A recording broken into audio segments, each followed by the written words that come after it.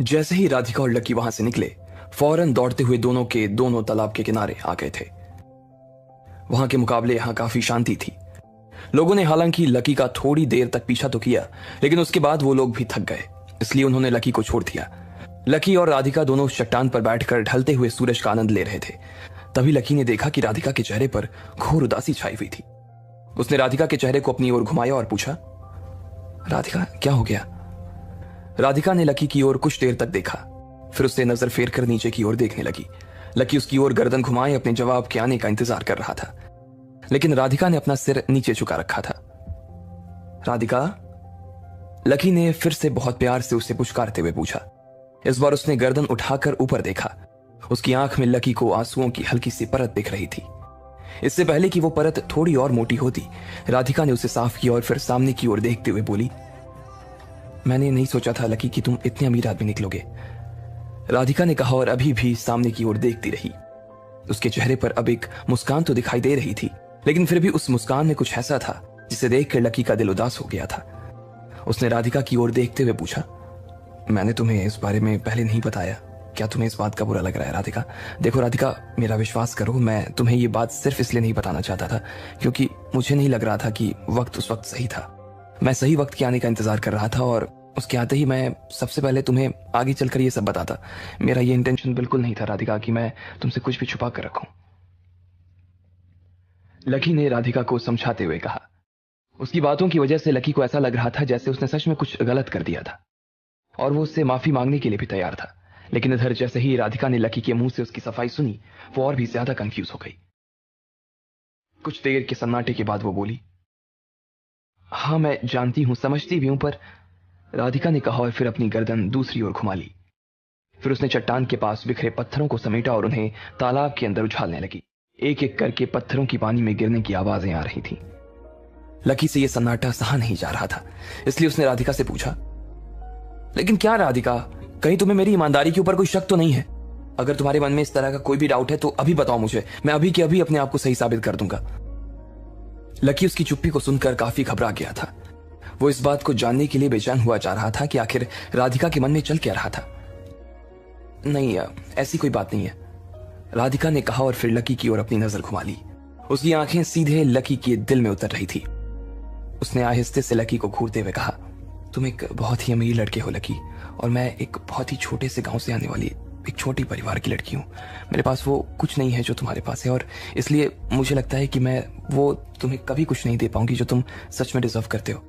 अब जब मुझे याद आता है कि मैं तुम्हारे लिए सड़े हुए फल लेकर आई थी, उन्हें भी तुमने काफी खुशी खुशी खा लिया था, तो मुझे अपने आप के ऊपर शर्म आती है लकी। मैं तुम्हारे साथ ऐसा कुछ नहीं कर सकती अब। राधिका ने जैसे ही ये कहा, उसकी आंखों में फिर से नमी की चमक साफ साफ नजर आने लगी। इसलिए उसने फौरन अपनी नजर लकी के चेहरे पर से घुमाकर सामने की ओर कर दी। उसे लग रहा था कि उसकी जिंदगी बीते 10 दिनों में से एक सपने की तरह चल रही थी और अब उस सपने का अंत हो गया था। वो अपनी जगह से खड़ी हो गई और जाने लगी। उस जगह से उठते ही उसने अपने दिमाग में ये बात बिठा ली थी कि आज के बाद वो कभी इस जगह पर नहीं बैठेगी, और लकी के साथ तो बिल्कुल भी नहीं। लकी से आज वो आखिरी बार मिल रही थी। इधर जैसे ही राधिका ने ये सब कहा, लकी के दिल को जोर का धक्का लग गया। फिर जब वो उठ गई तो लकी के भी होश उड़ गए। वो राधिका को इतनी आसानी से जाने कैसे दे सकता था? जैसे ही राधिका वहां से निकलने को हुई, लकी ने तुरंत उसका हाथ पकड़ लिया। राधिका जो कि काफी तेजी से बढ़ती जा रही थी, वो अचानक हाथ पकड़े जाने की वजह से रुक गई, लेकिन वो रुकना नहीं चाहती थी, इसलिए वो अपने हाथ को छुड़ाने के लिए जी जान लगाने लगी। इधर लकी ने भी अपना पूरा जोर लगा रखा था और राधिका को खींचकर अपनी बाहों में कस लिया। वो उससे छूटकर जाने की कोशिश कर रही थी, लेकिन लकी था कि उसे छोड़ने का नाम ही नहीं ले रहा था। लकी छोड़ो मुझे, जाने दो, वैसे भी हम दोनों के बीच इतना बड़ा डिफरेंस है और हम चाहकर भी एक दूसरे के साथ नहीं रह पाएंगे। राधिका ने लकी की बाहों से दूर होने की कोशिश करते हुए कहा, लेकिन वो अपने आप को अलग नहीं कर पा रही थी।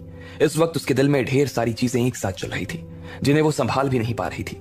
लकी उसकी बात सिर्फ सुन रहा था और उससे कुछ नहीं कह रहा था। उसने राधिका की आंखों में शांति से देखा और फिर उसे हंसी आ गई। तुम्हें हंसी आ रही है? किस बात पर हंसी आ रही है तुम्हें? राधिका ने अपने आप को थोड़ा सा ढीला छोड़ते हुए लकी की आंखों में देखकर पूछा। जब उसने लकी के खूबसूरत चेहरे पर वो मासूम सी मुस्कान देखी तो वो सोच में पड़ गई। उसे समझ नहीं आ रहा था कि आखिर लकी मुस्कुरा क्यों रहा था। राधिका को उसे ऐसे हंसते देखकर गुस्सा आ रहा था। जब वो इतनी जरूरी बात कर रही थी तभी उसे हंसना था। ये सोचकर राधिका उसे घूर कर देखी जा रही थी। मुझे तो ये समझ में नहीं आ रहा कि आखिर तुम्हें चिंता किस बात की हो रही है राधिका। तुम्हें इस बात की चिंता होने लगी कि हमारे बीच इतना बड़ा डिफरेंस है इसलिए हम एक दूसरे के साथ नहीं रह सकते। अगर ऐसी बात है तो चलो, मैं कल ही अपने परिवार के सामने ये बात रखता हूं कि मुझे उनकी प्रॉपर्टी और उनके बिजनेस में कुछ भी नहीं चाहिए। उसके बाद तो तुम्हारी सारी चिंताएं दूर हो जाएंगी ना। लकी ने कहा और मुस्कुराते हुए राधिका की ओर देखने लगा। क्या तुम पागल हो गए हो लकी? राधिका ने लकी की इस बेतुकी सी बात पर उसे डांटते हुए कहा। अरे नहीं यार, मैं पागल नहीं हूं। मेरे परिवार की संपत्ति से ज्यादा परवाह मुझे उस इंसान की है जिसके साथ मैं रहना चाहता हूं। अब बताओ, क्या अभी तुम मुझे छोड़कर जाना चाहती हो? लकी ने गंभीर होते हुए कहा और राधिका की आंखों में अंदर तक झांकने लगा। ठीक इसी पल में राधिका लकी की इस बात को सुनकर हैरान हो गई थी। उसके दिल का कोई तार हिल गया था और उसके मन में लकी के लिए मिठास ही मिठास खुल गई थी। मैंने ऐसा कब कहा कि मैं अब कभी तुम्हारे साथ नहीं रहना चाहती? राधिका ने अपने सिर को थोड़ा सा नीचे झुकाते हुए कहा। उसकी तेज आवाज अब हल्की सी फुसफुसाहट में बदल गई थी। ये बात सुनते ही लकी के दिल का वही हाल था जो अभी राधिका के दिल का था। लकी उसकी आंखों में देखे जा रहा था। राधिका कभी उसकी आंखों में तो कभी उसकी पैरों को देखती। लकी अपने होंठ राधिका के गुलाबी होंठ के पास ले आया। इधर उसे इतना पास आते देख राधिका के दिल की धड़कन बढ़ गई और उसे समझ नहीं आ रहा था कि इस हालत में वो क्या करे। जैसे ही लकी के होंठ उसके होंठों के और करीब आए, वो लकी और उसकी सांसों को अपने चेहरे पर महसूस करने लगी। ठीक उसी वक्त राधिका ने अपनी नाजुक उंगलियों से लकी के नाजुक होंठों को ढक लिया और बुदबुदाते हुए बोली, पहले इस बात का प्रॉमिस करो कि तुम अपने परिवार को कभी नहीं छोड़ोगे। राधिका ने कहा और लकी की आंखों में देखने लगी। अगर लकी ऐसी कोई बेवकूफी भरा डिसीजन ले लेता तो राधिका अपने आप को कभी माफ नहीं कर पाती। वो इस बेतुके से डिसीजन का इल्जाम अपने सिर के ऊपर नहीं झेल सकती थी। ठीक है, मैं प्रॉमिस करता हूं, मैं ऐसा कोई काम नहीं करूंगा। लकी ने राधिका की उंगलियों को अपने होठों के ऊपर से हटाते हुए कहा। जैसे ही उसने अपनी बात खत्म की, राधिका ने उसको मुस्कुराते हुए देखा और अगले ही पल उसकी आंखें बंद हो गई। लकी के होंठ राधिका के होंठों से जा मिले थे। राधिका के होंठों के स्पर्श पर से लकी को यह एहसास हो गया था कि उसके होंठ काफी पतले और मुलायम थे। लकी के होंठों ने जैसे ही उसे छुआ, उन्हें ऐसा लगा मानो वो स्वर्ग में आ गया हो। धीरे धीरे उसने भी अपनी आंखें बंद कर ली और वो राधिका के अंदर घुला जा रहा था। लकी को ऐसा लग रहा था जैसे वो भरी ठंड के मौसम में किसी गर्म नदी में गोता लगा रहा हो। उसे इतनी खुशी आज से पहले कभी नहीं हुई थी। वो जितना राधिका को चूम रहा था, उसे चूमने का उतना ही मन कर रहा था। थोड़ी देर बाद लकी ने राधिका को अपने होठों की कैद से आजाद कर दिया। फिर उसने उसके गालों को अपने हाथों में थाम लिया और उसके माथे को चूम लिया। इसके बाद दोनों वहां से निकलने लगे। अंधेरा काफी हो गया था और अब वहां रुकना सेफ भी नहीं था। जैसे ही वो दोनों चट्टान से चढ़कर घास पर आए, राधिका की नजर घास के नीचे दबे पड़े किसी एक चमकती हुई चीज पर पड़ी। लकी, वो देखो, कुछ चमक रहा है उधर, राधिका ने कहा और लकी को घास की ओर इशारा कर दिया। लकी ने उसे देखा और फिर राधिका के साथ उस चीज के पास चला गया। जैसे ही उसने झुककर उस चीज को निकालने के लिए नीचे हाथ डाला, उसने देखा कि एक मोबाइल फोन था। उसमें से सिम कार्ड गायब था और सारी चीजें भी डिलीट कर दी गई थी। समझ नहीं आ रहा है कि ये किसी की जेब से गिर गया है या फिर कोई जानबूझकर इसे यहां फेंक कर चला गया है। राधिका ने लकी के हाथ से उस फोन को लेकर देखते हुए कहा। वो थोड़ी सी असमंजस में नजर आ रही थी। नहीं, मुझे लगता है कि ये कोई जानबूझकर फेंक गया है। देखो ना, इसमें सिम कार्ड भी नहीं है और साथ ही इसका सारा डेटा भी गायब है। राधिका, एक काम करो ना, तुम इसे क्यों नहीं रख लेती? लकी ने राधिका से कहा। वो कब से राधिका का फोन बदलवाने की सोच भी रहा था, लेकिन उसे लग रहा था कि अगर वो उसे कोई फोन ला कर देगा तो राधिका उसे कभी एक्सेप्ट नहीं करेगी। अब जब लकी को यह फोन मिला जो कि राधिका के फोन से अच्छा था, तो उसने सोचा कि यह राधिका के काम आ सकता है। नहीं यार, अच्छा नहीं लगेगा ना, क्या पता अगर ये किसी से यहां गलती से छूट गया हो। राधिका ने लकी की ओर देखा और हंसते हुए बोली। फिर उसने उस फोन को देखा और बोली, फिर भी मैं इसे अपने पास रख लेती हूँ। वैसे भी यहाँ तो आती जाती रहती हूँ। ऐसे में कोई अगर आदमी अपना फोन ढूंढते हुए यहाँ आया तो मैं उसे ये दे दूंगी, और अगर कोई भी इसे लेने के लिए नहीं आया तो मैं इसे रख लूंगी। हाँ, ये अच्छी बात है, लकी ने कहा। राधिका ने उस फोन को अपने बैग में डाला और दोनों कैंटीन की ओर कुछ खाने के लिए बढ़ने लगे। ठीक इसी वक्त लकी की क्लास का जो ग्रुप बना हुआ था उसके ऊपर किसी का मैसेज आया। लकी ने देखा कि यह मैसेज उसके टीचर श्याम बिहारी ने किया हुआ था। उस मैसेज में लिखा था, अभी के अभी सारे बच्चे कमरा नंबर 101 में इकट्ठे हों, एक बहुत ही जरूरी मीटिंग करनी है, इसलिए कोई कहीं नहीं जाएगा। अगर कोई गायब हुआ और मीटिंग के लिए नहीं आया तो उसकी अटेंडेंस काट दी जाएगी। जैसे ही लकी ने यह मैसेज अपने फोन पर देखा, उधर राधिका ने अपने फोन पर भी यही मैसेज देखा। जैसी मीटिंग लकी की थी वैसी ही मीटिंग राधिका की भी थी, इसलिए लकी एक साथ कैंटीन में खाना खाने जाने के बजाय अलग अलग हो गए और अपनी अपनी क्लास में चले गए। जब वो लोग क्लास में पहुंचे तो बाकी के बच्चे पहले से ही आ गए थे। लकी ने गर्वित और प्रीतम को देखा और उनके पास जाकर बैठ गया। जैसे ही लकी गर्वित के पास आया, गर्वित ने धीरे से लकी से कहा, यार भाई, एक बार जरा आकाश और डिंपल को तो देख। यूं तो वो कैसे हम दोनों को छेड़ने का मौका नहीं छोड़ते, लेकिन आज दोनों पता नहीं कौन सी डोज लेकर आए। हम दोनों को देखने के बाद दोनों कुछ बोल ही नहीं रहे, उल्टा नजर नीचे करके बैठ गए। आज दोनों ने कुछ उल्टा सीधा तो नहीं खा लिया ना? गर्वित ने हंसते हुए लकी से पूछा। लकी भी उसकी बात सुनकर आकाश और डिंपल को देख रहा था। दोनों ने एक पल के लिए लकी को देखा और फिर अपनी नजर नीचे कर ली। उन दोनों की हालत ऐसी हो गई जैसे दो चूहों ने बिल्ली को देख लिया हो। लकी भी उन दोनों का हाल देखकर मुस्कुरा दिया। उसे लगा कि आज दोपहर के इवेंट में उसने उन दोनों के सारे जले साफ कर दिए थे। ठीक इसी वक्त कमरे में लकी के टीचर श्याम बिहारी दाखिल हुए। उनकी चाल देखकर ही समझ आ रहा था कि वो काफी घबराए हुए थे। उनकी झुर्रीदार चेहरे को चिंता खाए जा रही थी और जैसे ही सभी बच्चों ने उनकी ऐसी शक्ल देखी, सभी ने आपस में बात करना बंद कर दिया। सभी लोग इस बात को जानने के लिए बेताब हुए जा रहे थे कि आखिर ये मीटिंग क्यों बुलाई गई थी। ऐसा क्या हो गया था कि जो रात को सबको बुलाना पड़ा? श्याम बिहारी जी बच्चों से क्या कहने वाले थे? आपको क्या लगता है, क्या होंगे इन सभी सवालों के जवाब? कमेंट बॉक्स में कमेंट करके जरूर बताएं और सभी सवालों के जवाब को जानने के लिए सुनते रहिए इंस्टा मिलेनियर सिर्फ पॉकेट एफएम पर। इधर श्याम बिहारी जी अपने क्लास में पहुंच चुके थे और मीटिंग की शुरुआत होने वाली थी। बच्चे भी इस बात को जानने के लिए बेताब हुए जा रहे थे कि आखिर ऐसी कौन सी बात थी जिसकी वजह से रात को मीटिंग बुलानी पड़ी। आखिर ऐसा क्या हो गया था जिसकी वजह से श्याम बिहारी इतने चिंतित और परेशान नजर आ रहे थे।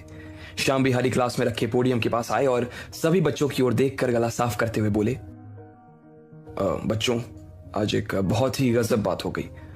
आपके बॉटनी के टीचर आदरणीय कमलनाथ जी सर, जो कि हमारे कॉलेज के फाइनेंस डिपार्टमेंट को भी देखते हैं और जिनके ऊपर अभी कॉलेज में एक नई बिल्डिंग बनवाने की जिम्मेदारी भी थी, उनके साथ कुछ बहुत बुरा हो गया है। उस नई बिल्डिंग के निर्माण के लिए उनके खाते में 20 लाख रुपए की रकम कॉलेज की ओर से जमा की गई थी, लेकिन आज किसी ने उनके बैंक खाते की जानकारी का गलत इस्तेमाल किया और उन्हें छकाते हुए उनके फोन से ओटीपी लेकर सारा पैसा निकाल लिया। श्याम बिहारी ने इतना भर कहा और अपने चेहरे पर उभरी पसीने की बूंदों को साफ करने लगे। फिर अपना रुमाल जेब में रखने के बाद उन्होंने फिर से आगे कहा, कमलनाथ जी को जैसे ही इस बात की खबर लगी कि उनके खाते से पैसे चोरी हो गए तो वो उसी वक्त बेहोश हो गए। उन्हें तुरंत अभी सरकारी हॉस्पिटल ले जाया गया है, जहां पर उनका ट्रीटमेंट चल रहा है। अब अगर इस मामले में किसी के पास कोई भी जानकारी हो तो वो जल्दी से जल्दी बता दे। श्यामा बिहारी जी ने पोडियम के ऊपर कोहनी टिकाते हुए कहा। जैसे ही सब बच्चों ने श्यामा बिहारी जी की बात सुनी, पूरी क्लास के अंदर मानो कोहराम मच गया। ऐसा लग रहा था जैसे पूरी क्लास के ऊपर कोई बम गिर गया हो। किसी ने कभी सपने में नहीं सोचा था कि कमलनाथ जी के साथ कुछ ऐसा हो सकता था।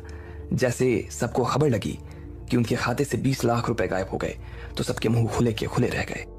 अगर उस पैसे की कोई जानकारी नहीं मिलती या चोर नहीं पकड़ा जाता तो हो सकता था कि कमलनाथ जी को अपनी सारी जिंदगी जेल में गुजारनी पड़ती। इधर जब लकी ने यह सब सुना तो वो भी हैरान हो गया। जैसे ही उसके कानों में ये सारे शब्द पड़े तो उसको सबसे पहले ख्याल यही आया कि आखिर वो कमलनाथ जी की मदद करे तो करे कैसे। उनका चेहरा याद करके ही लकी का दिल घबराए जा रहा था। श्याम सर, क्यों ना हम कंट्रीब्यूशन करके सारा पैसा फिर से जमा कर लें? लकी ने परेशान होते हुए कहा। वो जल्द से जल्द कमलनाथ जी को इस मुसीबत से बाहर निकालना चाहता था। इधर जैसे ही श्यामा बिहारी जी ने उसकी ये बात सुनी, वो बोले, कंट्रीब्यूशन? तुम इसके बारे में सोच भी कैसे सकते हो? अगर हम क्राउड फीडिंग के लिए भी जाते हैं ना तो हम लोगों से क्या कहेंगे कि हम किस चीज के लिए पैसा इकट्ठा कर रहे हैं? श्यामा बिहारी जी ने कहा और लकी के जवाब के आने का इंतजार करने लगे। वो उन कुछ टीचर्स में से थे जो लकी को बिल्कुल पसंद नहीं करते थे। इससे पहले कि लकी अपनी ओर से कोई जवाब दे पाता, उन्होंने खुद ही आगे से कहा, क्या हम लोगों से यह कहेंगे कि हमारी खुद की गलती की वजह से हमारा 20 लाख रुपए का नुकसान हो गया है और इसकी भरपाई हम आपकी जेब से करना चाहते हैं? ये ठीक रहेगा ना? लकी, तुम भी इस चीज को हमेशा अच्छे से जानते हो कि कमलनाथ सर ने हमेशा तुम्हारा भला चाहा, चाहे तुमने क्लास में अच्छा परफॉर्म किया हो या फिर ना किया हो। अच्छा हुआ कि आज वो तुम्हारी इस बेतुकी बात को सुनने के लिए यहां मौजूद नहीं है, वरना वो तुम्हारे ऊपर ना बहुत गुस्सा होते। जैसे ही श्यामा बिहारी जी ने अपनी बात खत्म की, उसके बाद सब लोग लकी को तिरछी निगाहों से देखकर उसके बारे में अलग अलग बातें करने लगे। मंद बुद्धि कहीं का, यार ये आदमी कितना बेवकूफ है। क्यों है इतना बेवकूफ यार? ये खुद कमलनाथ जी की इमेज खराब करना चाहता है। इससे लोगों के ना इमोशंस की कोई कदर ही नहीं है। फिर भी इसकी किस्मत कितनी अच्छी है, देख, कमलनाथ जी इसके साथ इतना अच्छा व्यवहार करते हैं। लकी इन सब बातों को सुन पा रहा था, लेकिन हकीकत में उसे इन बातों से कोई फर्क ही नहीं पड़ रहा था। वो सच में जल्द से जल्द कमलनाथ जी की मदद करना चाह रहा था और इसलिए उसके दिमाग में ये बात आई। वो असल में ये चाह रहा था कि अगर वो लोग क्राउड फीडिंग के लिए जाते तो लकी अपनी जेब से सारा पैसा उस फंड में डालकर सर की मदद कर देता। लेकिन जब उसने श्यामा बिहारी जी और बाकी के बच्चों की बात सुनी तो उसका दिमाग थोड़ा सा शांत हो गया। भले ही उसकी नीयत साफ थी, लेकिन जो आइडिया उसने दिया था वो उतना भी अच्छा नहीं था। चलिए ठीक है, लेकिन सभी लोग इस चीज को अच्छी तरह से याद कर लीजिए। किसी के पास में अगर किसी से भी जुड़ी जानकारी, कोई भी जानकारी होती है तो वो आकर मुझे जल्द से जल्द बताएगा, संपर्क करेगा मेरे से। कोई भी इस काम को करने में जरा भी देर ना करे। इसी बात के साथ मैं आज की इस मीटिंग को खत्म करता हूं, श्यामा बिहारी जी ने कहा। और अपने चेहरे पर उसी चिंता को लिए चले गए जिस चिंता के साथ वो क्लास के अंदर दाखिल हुए थे। इधर लकी भी उठकर उस कमरे से बाहर आ गया और जैसे ही वो बाहर निकला उसने देखा कि राधिका उसके सामने खड़ी थी। दोनों कॉलेज से बाहर आए और इधर उधर फुटपाथ पर टहलने लगे। पिछले सेमेस्टर में कमलनाथ जी ने मुझे स्कॉलरशिप दिलवाई थी लकी। वो मेरा कितना ध्यान रखते थे, हमेशा मुझसे मेरा हाल पूछा करते थे, फिर अचानक आज उनके साथ ऐसा कैसे हो गया? राधिका ने थोड़ा परेशान होते हुए कहा। उसे भी कमलनाथ जी की उतनी ही चिंता थी जितनी की लकी को। कमलनाथ जी ने राधिका की इससे पहले भी काफी बार मदद की थी। जैसे ही लकी ने राधिका के चेहरे पर परेशानी के भाव देखे तो उसने सोचा कि अब तो जल्द से जल्द उसे कमलनाथ जी की मदद कर देनी ही चाहिए और उन्हें इस मुसीबत से बाहर निकालना चाहिए। लकी, क्यों ना हम हॉस्पिटल चलकर सर से मिलकर आए? मुझे लग रहा है कि हॉस्पिटल में भी काफी परेशान हो रहे होंगे वो। राधिका ने लकी की ओर देखते हुए कहा। नहीं राधिका, तुम जाओ, मुझे थोड़ा काम है, मैं वो पूरा कर लेता हूं। अगर तुम जाओ तो सर को मेरी तरफ से हेलो बोल देना और उनसे कहना कि चिंता ना करें, जल्द से जल्द सब कुछ ठीक हो जाएगा। राधिका ने जैसे ही लकी के मुंह से ये बात सुनी तो उसका मुंह उतर गया। वो चाह रही थी कि लकी भी उसके साथ चले, लेकिन लकी को इस वक्त कमलनाथ जी से नहीं मिलना था। कमलनाथ जी लकी के ऊपर कितना भरोसा करते थे, फिर भी उसने सोचा कि लकी को सच में कुछ काम होगा, इसलिए उसने लकी को अकेले छोड़ा और खुद ही सरकारी अस्पताल में कमलनाथ जी से मिलने के लिए निकल पड़ी। इधर लकी ने भी पहले से ही अपना मन बना लिया था। उसने सोच लिया था कि वो अपनी तरफ से एक नोट लिखेगा। उस नोट में लिखने वाला था, कमलनाथ सर, मुझे माफ कर दीजिएगा, मैं ही वो बदमाश और बेवकूफ लड़का हूं जिसने आपके खाते से पैसे चुराए, लेकिन अब मुझे अपनी गलती का एहसास हो गया है। मैं जान गया हूं कि वो पैसे आपका नहीं बल्कि कॉलेज का था।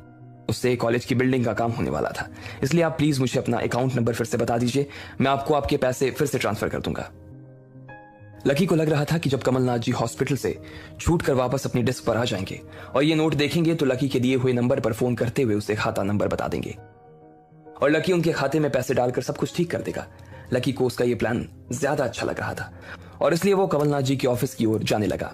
जब वो इधर कमलनाथ जी के ऑफिस की तरफ जा रहा था तब उधर किसी ने श्याम बिहारी जी के ऑफिस का दरवाजा खोल दिया। वो अभी तक अपनी ऑफिस में ही थे और उन्होंने देखा कि एक लड़की अपने चेहरे पर अजीब सी मुस्कान लिए उसके कमरे में दाखिल हो गई। डिंपल, इतनी देर हो चुकी है और तुम यहां क्या कर रही हो? इतनी रात को तुम मेरे ऑफिस में क्यों आई हो? श्याम बिहारी जी ने डिंपल को ऊपर से नीचे तक देखते हुए कहा। उन्हें लग रहा था कि डिंपल उनसे अपने नंबर बढ़वाने के लिए उनके ऑफिस में इतनी रात को उन्हें रिझाने आ गई थी, लेकिन उनको जो लग रहा था वो गलत लग रहा था।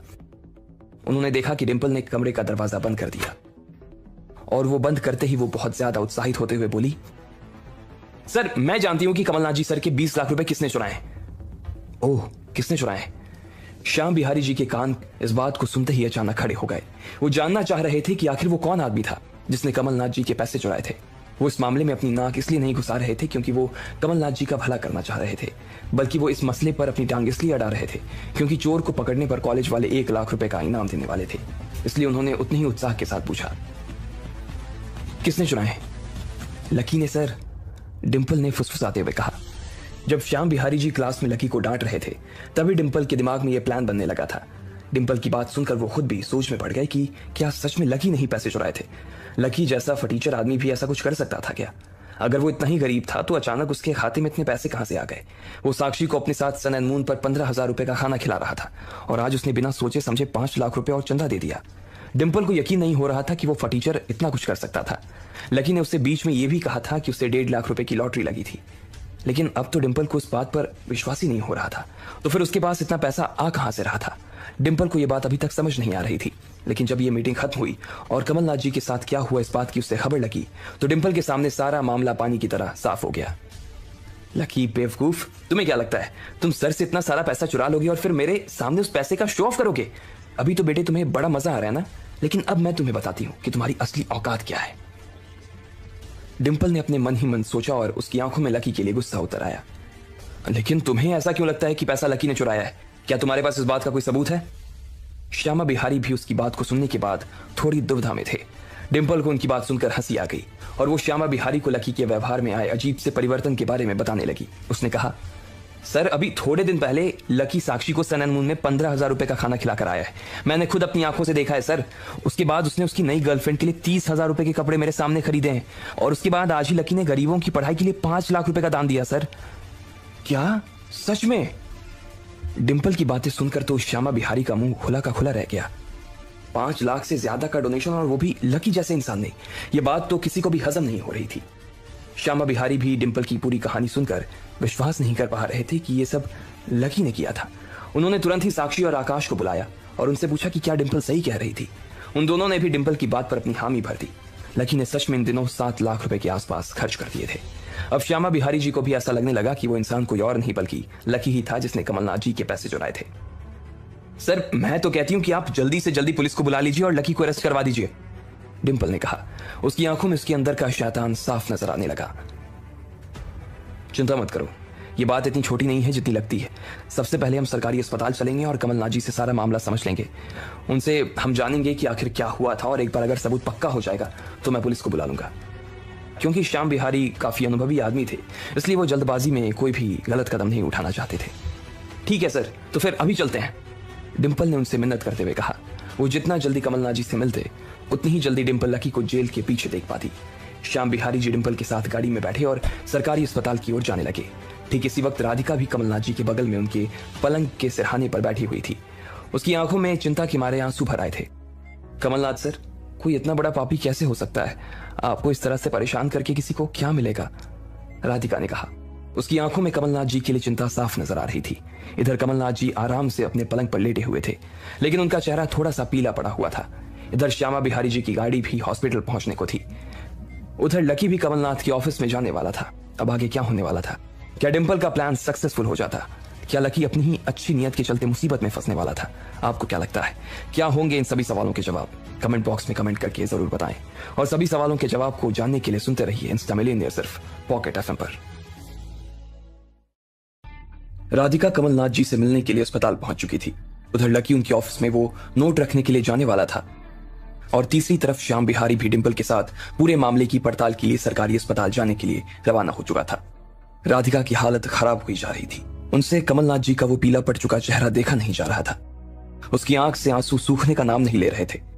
इधर जब कमलनाथ जी ने राधिका की ऐसी हालत देखी तो उसके गाल पर प्यार से हाथ रखते हुए बोले, बेटा चिंता मत करो, मुझे मालूम है कि हम एक ना एक दिन उस इंसान को जरूर पकड़ लेंगे जिसने हमारे साथ ऐसा किया है। इधर राधिका ने उनकी बात पर असमंजस में ही सही लेकिन हाँ में गर्दन हिला दी थी। कमलनाथ जी को लगा कि अब इस बारे में उन्हें आगे और ज्यादा बात नहीं करनी चाहिए, इसलिए वो शांत हो गए। फिर उनकी नजर जैसे ही राधिका के कपड़ों पर पड़ी, उन्होंने उसे देखा और बोले, अरे बेटा, मैं तुम्हें इतने सालों से जानता हूं लेकिन मैंने आज तक तुम्हें कभी इतने अच्छे कपड़ों में नहीं देखा। फिर आज तुमने इतनी अच्छी ड्रेस कहां से पहन ली? सर, ये तो मुझे किसी ने गिफ्ट की है, राधिका ने शर्म से अपना सिर थोड़ा सा नीचे झुकाते हुए कहा। किसने की है? किसी लड़के ने? कमलनाथ जी राधिका का मन हल्का करना चाहते थे। भले ही उनके साथ जो हुआ, लेकिन फिर भी वो उसकी सजा राधिका के मन को नहीं देना चाहते थे। जैसे ही राधिका ने कमलनाथ जी के मुंह से ये सुना तो अब की बार उसका चेहरा शर्म से और भी लाल हो गया। उसने अपनी गर्दन को और ज्यादा नीचे झुकाते हुए बोला, हाँ, लड़के ने दी है। क्या बात है, राधिका भी अब बड़ी हो गई है। जिस तरह से तुम्हारे चेहरे पर शर्म आई है ना, उसे देखकर यही लगता है कि वो तुमसे बहुत प्यार करता है, कमलनाथ जी ने उसके साथ एक पिता की तरह बात करते हुए कहा। जब वो इस तरह से बात किया करते थे तो राधिका को भी काफी अच्छा लगता था। उसे कभी इस बात का एहसास नहीं हुआ कि कोई शिक्षक उससे बात कर रहा था, बल्कि उसे हमेशा यही लगता कि कोई घर का बड़ा बुजुर्ग उससे इस बारे में बात कर रहा हो। कमलनाथ जी ने उसके चेहरे पर आई मुस्कान को पढ़ते हुए आगे कहा, वैसे अगर उसने तुम्हें इतनी महंगी ड्रेस दिलवाई है तो मुझे तो यही लगता है कि वो कोई अमीर घर का लड़का होगा। और मैं तो यही कहना चाहूंगा कि अगर तुम दोनों एक दूसरे को पसंद करते हो तो एक दूसरे का ध्यान भी रखना, समझी? जी सर, समझ गई, thank you so much. Radhika की आंखों में लकी के लिए प्यार और ज्यादा बढ़ गया था। उसे अपनी पसंद पर गर्व महसूस हो रहा था। ठीक इसी वक्त उनके कमरे का दरवाजा खुला और डिंपल और श्याम बिहारी उनके कमरे के अंदर आ गए। तुम यहाँ क्या कर रही हो? जब डिंपल ने राधिका को वहां बैठे देखा तो उसकी भौहें तन गई और एक सेकंड में ही वो उसके ऊपर चिढ़ उठी। ये कौन है? श्याम बिहारी जी ने राधिका को देखते हुए पूछा। राधिका दूसरे डिपार्टमेंट में पढ़ती थी। यही तो है लकी की नई गर्लफ्रेंड, डिंपल ने कहा और अपने दोनों हाथों को बांध लिया। फिर उसने राधिका की ओर देखकर एक कड़वी सी मुस्कान छोड़ दी। उसके बाद उसने आगे कहा, मैं जानती हूं सर कि यहां पर क्या करने के लिए आई है। मुझे तो लगता है कि ये कमलनाथ सर से उनके अकाउंट के बारे में और जानकारी निकलवाने के लिए आई है, ताकि बाद में जाकर ये सारी जानकारी लकी को दे दे। अच्छा, ये तो बहुत खराब बात है, श्याम बिहारी ने अपना सिर खुजाते हुए कहा। कौन सी जानकारी? आप लोग किस बारे में बात कर रहे हैं और आप लोग यहां क्यों आए हैं? कि आपको वो चोर मिला जिसने मेरे पैसे चुराए हैं? कमलनाथ जी ने पलंग पर से ही लेटे लेटे कहा। वो डिंपल और श्याम बिहारी की बातें सुनकर और ज्यादा कंफ्यूज हो गए थे। सर बिल्कुल, आपने सही पहचाना, हमें उस आदमी की जानकारी मिल गई है जिसने आपके 20 लाख रुपए चुराए हैं। वो आदमी कोई और नहीं बल्कि आपका ही सबसे प्यारा स्टूडेंट लकी है। डिंपल ने कहा। उसे लकी का नाम इस तरह से बदनाम करने में बड़ा मजा आ रहा था। जहां जहां से हो सकता था वो वहां वहां से उसका पत्ता काट देना चाहती थी। जैसे ही कमलनाथ जी ने उसके मुंह से लकी का नाम सुना तो वो चौंक गए। उन्होंने अपने पलंग में ही थोड़ा सा बैठते हुए कहा, लकी क्या बात कर रहे हो? लकी ऐसा नहीं कर सकता।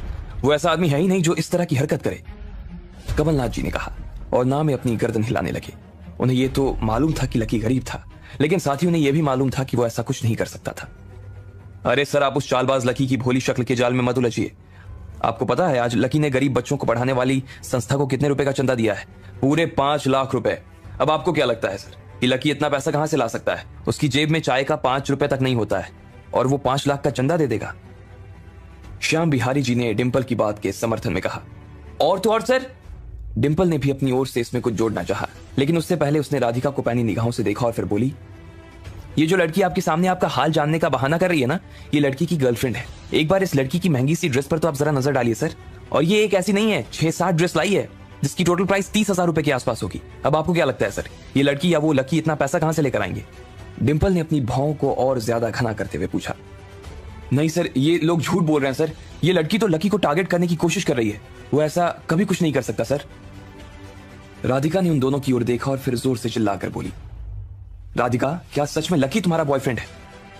ठीक इसी वक्त पर कमलनाथ जी ने राधिका की ओर जटिल भावों से देखते हुए पूछा, अगर लकी ही राधिका के लिए कपड़े खरीद कर लाया था तो फिर सच में वो दोनों ही शक के दायरे में आ रहे थे। बोलो ना, क्या तुम लकी से प्यार नहीं करती? बोलो, और अगर है हिम्मत तो मना करके दिखाओ कि तुम लकी से प्यार नहीं करती। डिंपल ने मुस्कुराते हुए राधिका की ओर देखते हुए कहा, हाँ सर, है। राधिका ने अपना सिर नीचे झुकाते हुए कमलनाथ जी से कहा। यह सुनते ही कमलनाथ जी ने अपनी आंखें बंद कर ली और पलंग के सहारे अपनी पीठ टिका ली। हाँ हाँ, देखा सर, अब आपको हमारी बात पर यकीन हुआ ना? डिंपल ने क्रूर हंसी हंसते हुए कहा। उसने राधिका की ओर देखा और फिर अपना मोबाइल निकालते हुए बोली, मैं अभी पुलिस को फोन कर रही हूं और तुम दोनों बदमाशों को अंदर करेंगे और वही तुम्हारी ना सारी अकड़ निकालेंगे। राधिका के मन में डिंपल के लिए बहुत गुस्सा बढ़ता जा रहा था। उसे समझ नहीं आ रहा था कि आखिर डिंपल लकी के पीछे इस तरह से हाथ ढोकर क्यों पड़ गई थी, जब वो इस बात को अच्छी तरह से जानती थी कि लकी ऐसा कुछ नहीं कर सकता। रुको, पुलिस को बुलाने की कोई जरूरत नहीं है। जैसे ही डिंपल ने अपने फोन पर 100 नंबर डायल किया, इतने में कमलनाथ जी ने उसे रोक दिया।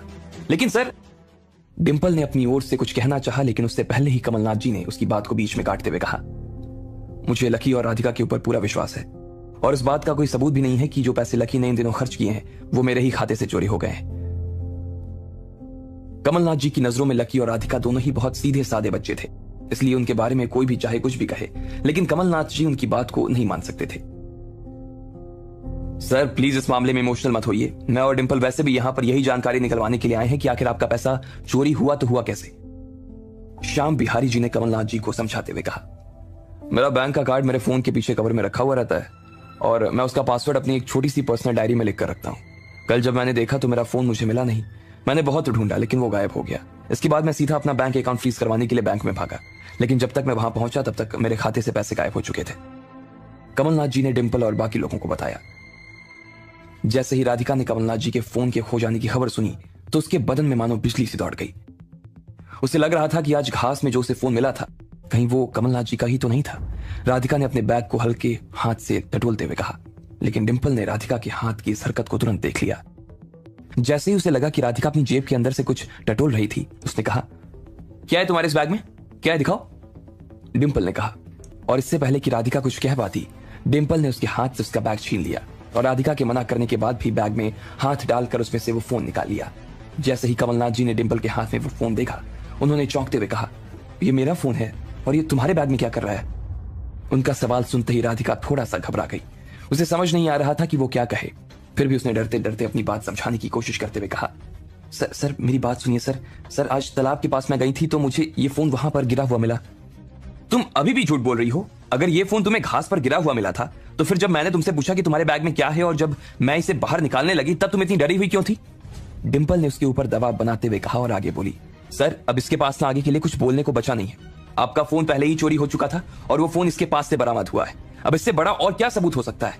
तुम और लकी तो बंटी और बबली निकले यार। डिंपल ने उसके ऊपर तंज कसते हुए कहा, नहीं ऐसी बात नहीं है, तुम जबरदस्ती की बकवास मत करो, समझी ना? राधिका ने बेबसी के भाव से कहा। उसे सच में इस वक्त कुछ समझ नहीं आ रहा था। उसके आसपास क्या चल रहा था उसे समझ नहीं आ रहा था। मैं बकवास कर रही हूं, क्या बात है सर, डिंपल ने जोर से ठहाका लगाते हुए कहा और फिर बोली, तो फिर मुझे एक बात बताओ कि आखिर लकी जैसे आदमी के पास इतने पैसे आए कहां से, और तुम मुझे यह भी बताओ कि तुमने इस फोन के साथ क्या किया है। लकी के पास जो पैसा है वो उसके परिवार का पैसा है, वो उसका खानदानी पैसा है। राधिका ने लकी का पक्ष सबके सामने रखने में अपना पूरा जोर लगा दिया, लेकिन वो डिंपल जितनी बड़ी ड्रामेबाज नहीं थी और ना ही वो उसका मुकाबला कर सकती थी। चलो ठीक है डिंपल, उससे ज्यादा परेशान मत करो।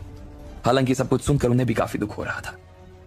ठीक है सर, मैं इसे फोर्स नहीं करूंगी, वैसे भी अब जब अपराधी पकड़ा गया है तो दूसरा भी जल्दी पकड़ा जाएगा।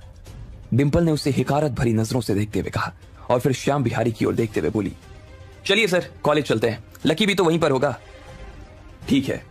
श्याम बिहारी जी भी उसकी बातों से तुरंत सहमत हो गए। जैसे ही वो वहां से निकलने वाले थे उससे पहले ही श्याम बिहारी जी ने अपने क्लास के मॉनिटर और कुछ लड़कों को वहां पर बुला लिया ताकि वो राधिका के ऊपर नजर रख सके। राधिका अगर वहां से भाग जाती तो डिंपल का सारा प्लान फेल हो जाता। राधिका के आ जाने के बाद से ही श्याम बिहारी जी और डिंपल हॉस्पिटल से निकल गए थे। इधर राधिका को लग रहा था कि वो ना जाने किस मुसीबत में फंस गई थी। भले ही उसकी गलती भी नहीं थी, फिर भी वो कमलनाथ जी से नजर नहीं मिला पा रही थी। अब लग रहा था कि अब लकी ही उससे इस मामले में कुछ मदद कर सकता था। काश लकी भी मेरे साथ यहाँ पर आ गया होता, राधिका ने कहा और ऊपर छत की ओर देखने लगी। उसकी आंखों से आंसू निकलकर उसके गालों पर जा गिर रहे थे। जिस गति से राधिका के गाल पर आंसू आ रहे थे उससे भी दोगुनी गति से डिंपल और श्याम बिहारी उनकी गाड़ी में कॉलेज जा रहे थे। इधर वो कॉलेज पहुंचने ही वाले थे कि उधर लकी भी कमलनाथ जी के ऑफिस में घुस गया था। उसने आसपास देखा तो वहां पर कोई नहीं था।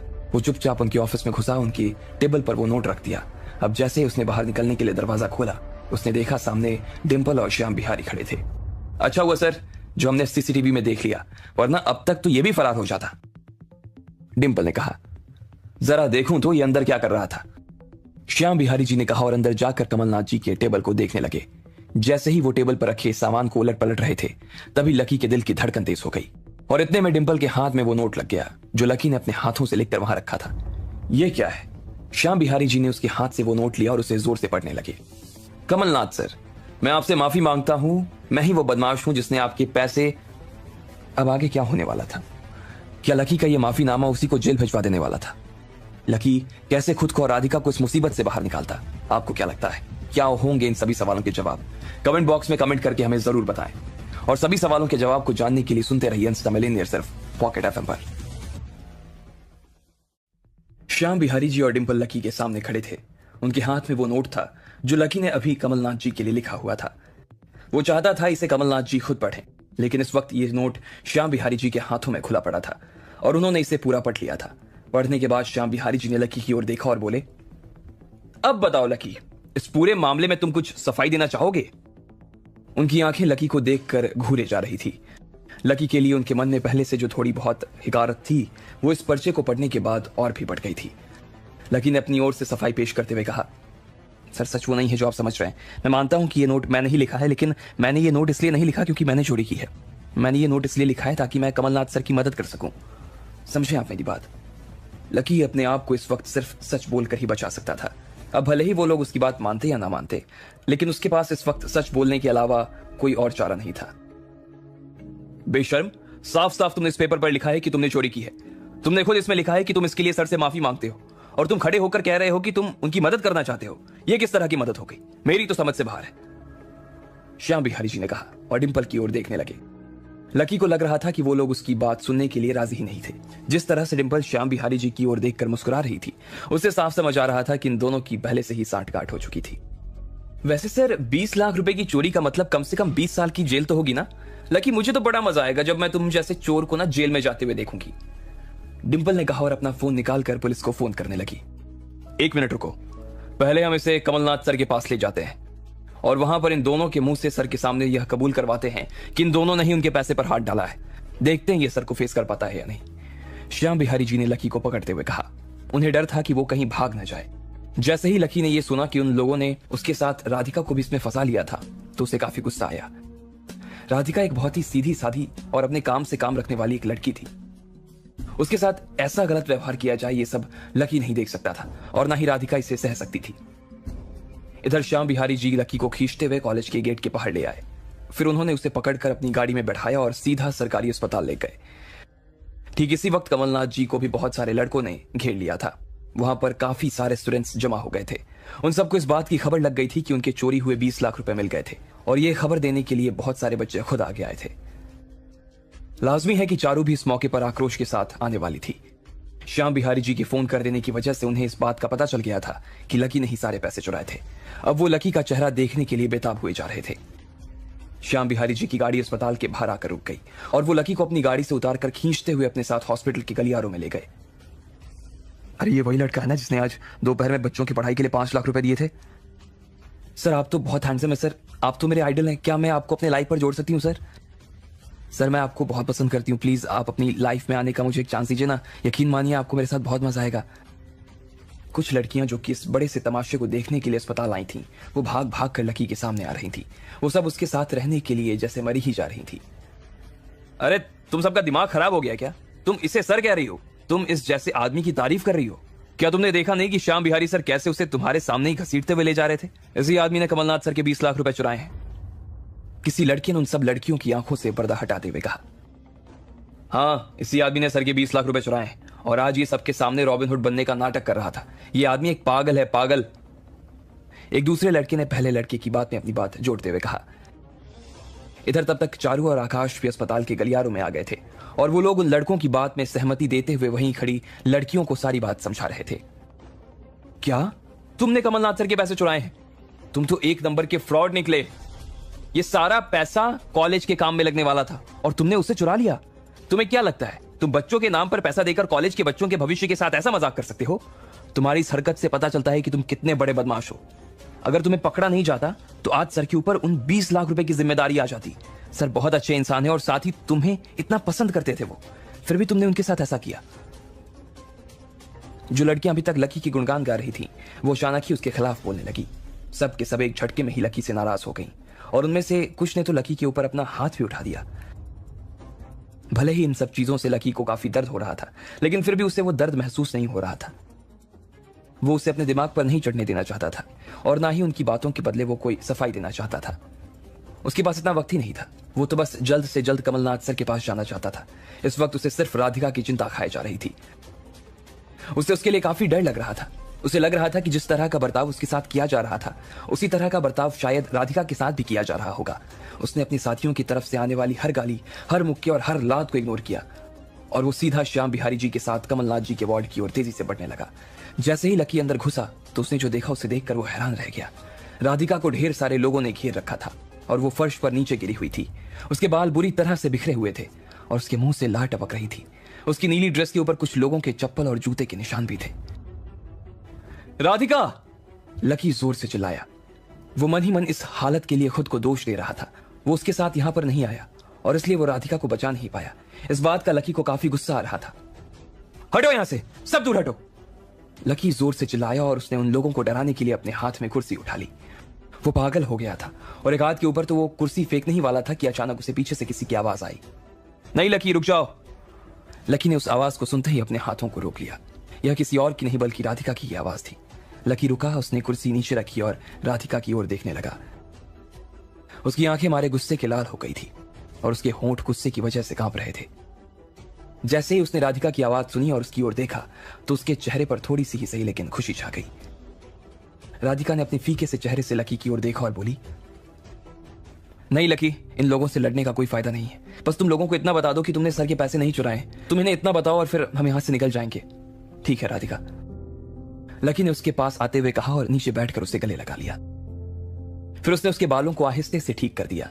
लकी उसके साथ ऐसे बैठा था जैसे कोई उन दोनों की ओर देख ही नहीं रहा था। बाकी सब लोग भी लकी को इतने गुस्से में देखकर डर गए और वो भी उन दोनों को देखकर उनके मजे लेते हुए हंसने लगे। अरे वाह, क्या बात है! तो अब ये दोनों चोर आप सबके सामने अपने प्रेम का प्रदर्शन कर रहे हैं। डिंपल राधिका और लकी के सामने आकर अपने हाथ बांधकर खड़ी हो गई और फिर घमंड के साथ मुस्कुराते हुए बोली, लकी, चुपचाप बताओ कि सारा पैसा तुमने कौन से बैंक में जमा करवा रखा है। जल्दी से वो सारा पैसा हमें दे दो। तुम जितनी जल्दी करोगे उतनी हम तुम्हारी सजा कम करवा देंगे। मैंने कहा ना, मैंने कमलनाथ सर के पैसे को हाथ भी नहीं लगाया है। लकी ने बिना डिंपल की ओर देखते हुए गुस्से में कहा।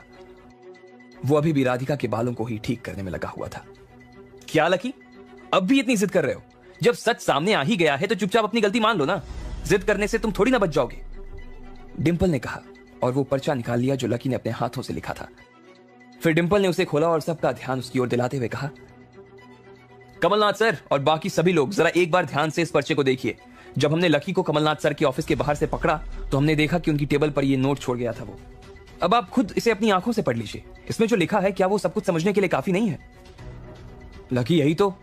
जब सभी स्टूडेंट्स ने उस नोट को पढ़ा तो उन्होंने उसे कमलनाथ सर के हवाले कर दिया। कमलनाथ सर खुद इस बात पर विश्वास नहीं करना चाहते थे, लेकिन उस नोट की लिखाई और उसके ऊपर जो लिखा था वो पढ़कर वो भी इस बात को मानने से मना नहीं कर सकते थे। इस वक्त उनके दिल का क्या हाल हुआ था ये सिर्फ वही जानते थे। सर मैंने ये नोट इसलिए लिखा था कि मैं आपकी मदद कर सकूं, सच मानिए मेरा कोई बुरा इंटेंशन नहीं था। लकी ने फिर से अपनी ओर से सफाई पेश करते हुए कहा। यार लकी बस करो, और कितना मजाक करोगे? मुझे बहुत हंसी आ रही है अभी, सही बता रही हूं मैं। डिंपल ने जोर से हंसते हुए कहा। फिर उसने तीखी नजरों से लकी की ओर देखा और बोली, चलो मैं तुमसे एक सवाल करती हूं। जैसा कि तुम कह रहे हो कि तुमने पैसे नहीं चुराए, तो फिर तुम्हारे पास वो 5 लाख रुपए आए कहां से? और साथ ही तुम्हारे पास वो पैसा कहां से आया जिसकी वजह से तुम साक्षी के साथ जाकर सन एंड मून में खाना खाकर आए, और इस चोर के लिए तुमने इतने महंगे कपड़े खरीदे? बताओ, है तुम्हारे पास इसका कोई जवाब? अब प्लीज तुम ये मत कहना कि तुमने इतना सारा पैसा लॉटरी की वजह से जीता है, प्लीज, क्योंकि तुम्हारी इस बकवास को सुनने के लिए ना मेरे पास इतना वक्त नहीं है, और ना ही उस पर कोई विश्वास करने वाला है। मुझे भी मालूम है कि इस बात पर कोई विश्वास नहीं करेगा, और मैं खुद ये बात कहता हूं कि मेरे पास जो पैसा है वो लॉटरी का पैसा नहीं है। लकी अपनी जगह से खड़ा हुआ और फिर राधिका को सहारा देते हुए उसे भी अपने साथ खड़ा किया। फिर उसने मुस्कुराते हुए डिंपल की घमंडी सी आंखों में देखा और बोला, ये सारा पैसा मेरा अपना पैसा है। मैं एक अमीर घर परिवार से आने वाला लड़का हूं। इससे पहले लकी अपनी पहचान सब लोगों से छुपा कर रखना चाहता था, ताकि उसे या उसके दोस्तों को किसी तरह की मुसीबत का सामना ना करना पड़े। लेकिन अब उसे लग रहा था कि वो जितना अपनी पहचान को छुपाता, उतनी उसकी और उसके साथ वालों की मुश्किलें बढ़ती चली जाती। और उसके बाद भी उसके अपनी पहचान छुपाने की वजह से राधिका को जब इतनी चोट आ ही गई थी, तो फिर उस पहचान को छुपाने का कोई फायदा नहीं था। जैसे ही लकी ने अपनी बात खत्म की, वहां खड़ा हर एक आदमी चौंकते हुए उसकी ओर देखने लगा। एक पल के लिए तो उनके मुंह खुले के खुले थे, लेकिन अगले ही पल वो सब जोर से हंसने लगे।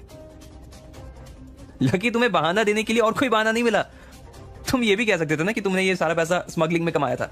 मुझे तो लगता है ना कि तुम्हें एक कहानीकार होना चाहिए सच में। डिंपल ने फिर से उसका मजाक उड़ाते हुए कहा। उसे अभी भी लकी की बात पर विश्वास नहीं हो रहा था।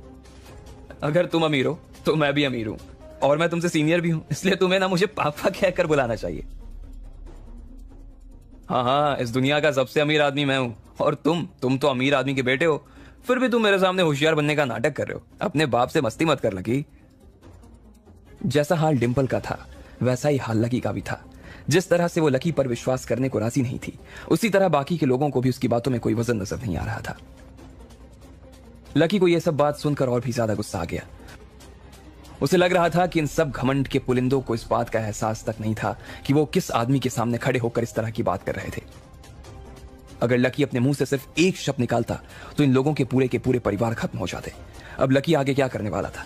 क्या वो इन लोगों को अपनी पहचान के बारे में यकीन करवा पाता, या फिर कमलनाथ जी उसे पुलिस के हवाले कर देते? आपको क्या लगता है, क्या होंगे इन सभी सवालों के जवाब? कमेंट बॉक्स में कमेंट करके जरूर बताएं, और सभी सवालों के जवाब को जानने के लिए सुनते रहिए इंस्टा मिलियनेयर सिर्फ पॉकेट एफएम पर। जब लकी के टीचर और वहां खड़े स्टूडेंट्स भी पुलिस को बुलाने के लिए आमदा हो रहे थे, तो राधिका लकी के बचाव के लिए बीच में ही कूद पड़ी। वो किसी भी हाल में लकी को जेल जाते हुए नहीं देखना चाहती थी, और इसलिए उसने इस पूरे चोरी का इल्जाम अपने सिर पर ले लिया। उसने लोगों को इस सफाई के साथ पूरी कहानी सुनाई थी कि हर कोई उसकी बात मानने को तैयार हो गया था। एक टीचर का इशारा पाते ही कुछ लड़कियों ने राधिका को उसके कपड़ों के साथ पकड़ लिया था और उसे वो बाहर ले जाने लगे थे। लेकिन लकी भी इतनी आसानी से राधिका को उसके सामने से जाते हुए कैसे देख सकता था? अगर वो लकी को जेल जाते हुए नहीं देख सकती थी, तो यही दृश्य लकी भी उसके साथ होता कैसे देख सकता था? इसलिए जैसे ही राधिका आगे बढ़ने को हुई कि इतने में लकी ने पीछे से आवाज देते हुए कहा, राधिका, तुम्हें और मुझे कुछ छुपाने की जरूरत नहीं है राधिका।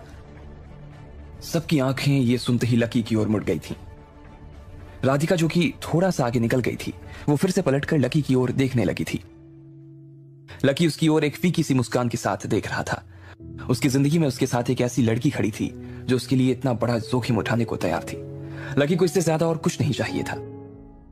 तुम कहना क्या चाहते हो लकी? उस टीचर ने लकी से पूछा जिसने राधिका को पकड़वाने के आदेश दिए थे। उसने लकी के ही कहे शब्द को पकड़ा और फिर बोला, तुम्हारे हिसाब से राधिका क्या झूठ बोल रही है? तो इसका मतलब तुम ये कहना चाहते हो कि वो 20 लाख रुपए और किसी ने नहीं बल्कि तुमने चुराए। सही बात है, बराबर?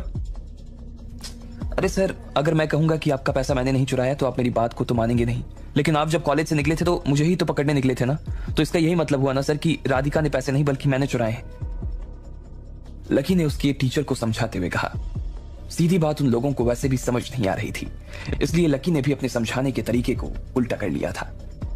हाँ हाँ, आखिर तुमने मान ही तो लिया ना कि ये सब तुमने ही किया है। भले ही मैं खुद ये कहूं या इसे करने की सोचूं भी, तो मैं जानती हूं कि एक लड़की के लिए ये सब करना कितना मुश्किल है। डिंपल ने लकी की ओर देखते हुए कहा।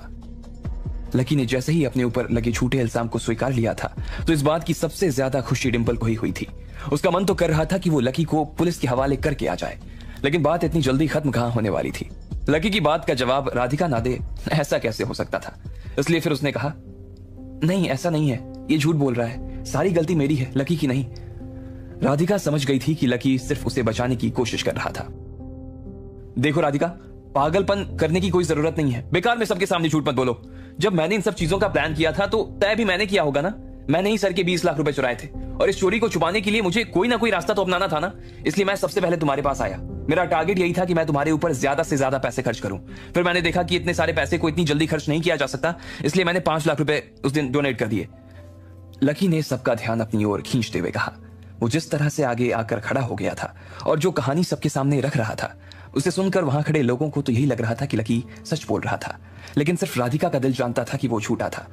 खैर, झूठ तो वो दोनों ही बोल रहे थे, लेकिन दोनों में सिर्फ इस बात का कंपटीशन चल रहा था कि दोनों में से ज्यादा अच्छा झूठ कौन बोलकर किसकी जान बचा सकता था।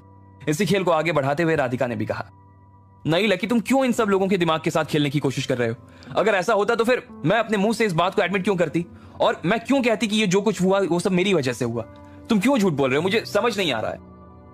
राधिका ने लकी की मंशाओं से अनजान बन जाने का नाटक करते हुए कहा, लेकिन उसकी बात सुन लेने के बाद वहां खड़े लोगों को ऐसा लग रहा था कि राधिका ने पैसे नहीं चुराए थे। अरे यार राधिका, तुम छोटी बच्ची हो क्या? तुम्हें क्या लगता है कि तुम यहाँ झूठ बोलकर निकल जाओगी, लेकिन तुम्हें क्या लगता है कि तुम पुलिस के सामने भी ऐसे झूठ बोल पाओगी? जिस तरह से तुम्हारा ये झूठ यहाँ स्टूडेंट्स के बीच में टिका हुआ है, मैं बता रहा हूं वैसा झूठ वहां पुलिस के सामने नहीं टिकने वाला। वो लोग झट से तुम्हारे झूठ को पकड़ लेंगे, और तब तुम्हारे लिए और ज्यादा दिक्कत खड़ी हो जाएगी। और वैसे भी अब सबके सामने सब कुछ आ ही गया है, और मैं इन लोगों से और कुछ नहीं छिपाना चाहता, सो प्लीज बात मानो मेरी, लकी ने कहा। राधिका इस बार तो लकी की बात सुन लेने के बाद हकी बक्की रह गई थी। उसे अभी थोड़ी देर पहले तो यही लग रहा था कि खेल उसके हाथ में था, लेकिन अब उसे समझ आया कि लकी उससे भी बड़ा खिलाड़ी था। उसकी बातें सुनकर राधिका को अचानक ही यह महसूस होने लगा कि क्या सच में लकी उससे प्यार करता था या फिर उससे प्यार करने का नाटक कर रहा था। जिस तरह से लकी ने उन सब लोगों के सामने अपनी कहानी बनाई थी, वो अब राधिका को भी थोड़ी थोड़ी सच लगने लगी थी। राधिका के पास सच में उसकी बात के जवाब में चुप्पी बची थी। लकी, क्या सच में ऐसा किया था तुमने? क्या सच में तुम मेरा इस्तेमाल कर रहे थे लकी? राधिका ने लकी की ओर देखते हुए कहा। उसके लिए जेल जाने से बड़ा दर्द इस बात का था कि लकी ने उसका इस्तेमाल किया था। उसे ज्यादा तकलीफ इस बात की हो रही थी कि लकी ने सच में उसकी भावनाओं के साथ खेला था। वो शक की नजरों से लकी की ओर देखे जा रही थी। वो इस बात के ऊपर जरा भी विश्वास नहीं करना चाहती थी, लेकिन उसे ऐसा लग रहा था कि उसके विश्वास करने या ना करने से सच तो बदलने वाला नहीं था। लकी ने भी उसकी आंखों में आंखें डालकर देखा और कहा, मुझे माफ कर दो राधिका। लकी ने अपने पलकों को थोड़ा सा झपकाते हुए कहा। जैसे ही राधिका ने मुंह से उसके सॉरी सुना, उसकी आंखों में से 2 मोटे मोटे आंसू ढुलक कर नीचे जमीन पर गिर पड़े। वो अपनी भरी हुई आंखों से लकी को देखे जा रही थी, और लकी के चेहरे को ठीक से देख पाने से पहले ही उसकी आंखों के बीच में से उसके आंसू आ जाते थे। उसके होंठ आरे दर्द से फड़फड़ाने लगे थे, और उसने उन्हीं फड़फड़ाते हुए होठों से लकी की ओर देखते हुए कहा, तुमने मुझसे आखिर झूठ क्यों बोला लकी? राधिका की इस बात का लकी के पास कोई जवाब नहीं था, और इससे पहले कि वो उसी से कुछ पूछ पाता कि उसने क्या कहा था, राधिका भागते हुए उस कमरे से बाहर चली गई। वो जहां से गुजर रही थी उसके आंसू फर्श को भिगोते हुए चले जा रहे थे। इधर लकी भी राधिका की आखिरी झलक को ही अपनी आंखों के सामने अभी तक हटा नहीं पाया था। वो भी उसके लिए इसी तरह से रोना चाहता था, लेकिन वो बस रो नहीं सकता था। राधिका ने लकी के जज्बात को शायद गलत समझ लिया था। वो शायद ये नहीं देख पा रही थी कि अगर वो खुद लकी के बचाव के लिए आगे आ सकती थी, तो क्या लकी भी उसके बचाव के लिए आगे नहीं आ सकता था? लेकिन उसने तो उसकी कहानी के हर एक शब्द को जैसे सच मान लिया था। अब इससे पहले कि लकी राधिका को मनाने के बारे में कुछ सोच पाता, उसे पीछे से आवाज आई, लकी, ओ लकी, तुम कैसे आदमी हो यार? कैसे आदमी हो तुम? मुझे तो लगा था कि तुम राधिका के साथ सीरियस रहोगे। मैं तो समझ रही थी कि तुमने सच में सच्चा प्यार किया था। मुझे तो इस बात की तुमसे बिल्कुल उम्मीद नहीं थी कि तुम उस बेचारी का यूज कर रहे थे। अच्छा हुआ कि मैं तुम्हारी जिंदगी से निकल गई यार, वरना तुम भी मुझे इसी तरह बेवकूफ बनाते जिस तरह तुमने राधिका को बेवकूफ बनाया है। डिंपल ने लकी के ऊपर तंज कसते हुए कहा, और उसे देख देख कर बाकी के लोग भी अपनी समझ, जुबान और भाषा के हिसाब से लकी के ऊपर तंज कसे जा रहे थे। लेकिन लकी के कानों में उनमें से कोई भी बात जा नहीं रही थी। वो उन लोगों के कहे के ऊपर कोई ध्यान नहीं दे रहा था। उसके अपने ख्याल तो राधिका के साथ पहले ही निकल गए थे और उसका दिमाग भी अब सच में काम करना बंद कर दिया था। उसे बस अब इस चीज की उम्मीद थी कि कहीं वो लड़की किसी तरह की बेवकूफी भरी हरकत ना कर दे। राधिका के जाने के बाद और लकी की इतनी जग हंसाई के बाद कॉलेज के बाकी टीचर्स और स्टूडेंट्स विंग के प्रेसिडेंट वगैरह सब लोग हॉस्पिटल में आ गए थे। कुछ एक लोगों से बात करने के बाद और कमलनाथ जी की राय जान लेने के बाद वो लोग इस निष्कर्ष पर पहुंचे कि उन्होंने पहले ही 6,30,000 रुपए तो वसूल ही लिए थे, और अब अगर इस बारे में कोई और बात बाहर जाती तो इसका असर ना सिर्फ कॉलेज पर पड़ता बल्कि इस चीज की वजह से पूरी की पूरी यूनिवर्सिटी बदनाम हो जाती। इसलिए उन लोगों ने मिलकर यही सोचा कि उन्हें पुलिस को इस बारे में कोई खबर नहीं देनी चाहिए, और उन्होंने लकी के सामने ये शर्त रखी कि उसे आने वाले 5 सालों के अंदर ये पैसे चुकाने होंगे। जब ये सब राजीनामा हो गया तो सब लोग अपने अपने घर के लिए निकल गए। इधर लकी भी अकेला कॉलेज पहुंच चुका था। उसने घड़ी में देखा तो रात के 12 बज चुके थे। उसका मन तो यही कर रहा था कि वो राधिका को फोन लगाए तुरंत और उससे उसका हाल जान ले, लेकिन उसने काफी सोच विचार करने के बाद उसे फोन ना लगाने का फैसला किया। अभी लकी के पास इस मामले को हल करने की ताकत नहीं बची थी, इसलिए अगर वो राधिका को अभी फोन लगा भी लेता तो भी वो राधिका को कुछ समझा नहीं पाता कि ये सब क्यों हो रहा है और कैसे हो रहा है। उसे थोड़ा सा टाइम मिलेगा तो शायद वो खुद ही सब कुछ समझ जाए। आई होप, लकी ने अपने आप को समझाते हुए कहा। लकी अपने कमरे में वापस आ गया था। यहाँ पर गर्वित, अमृत और प्रीतम को इस बारे में पहले ही खबर लग चुकी थी। उन सभी ने लकी को यही कहा कि उसे चिंता करने की कोई जरूरत नहीं थी, वो सब लोग हमेशा उसके साथ खड़े हैं। थैंक्स भाई तुम लोगों का, तुम लोग हो तो टेंशन की कोई बात नहीं रहती मेरे लिए, लेकिन मैं क्या करूं यार। लकी अभी कुछ बोल पाता, लेकिन उससे पहले ही वो पलंग पर आकर लेट गया। उसे बहुत जोर की नींद आ रही थी और इस वक्त सिर्फ सोने के अलावा और कुछ उसे सूझ नहीं रहा था।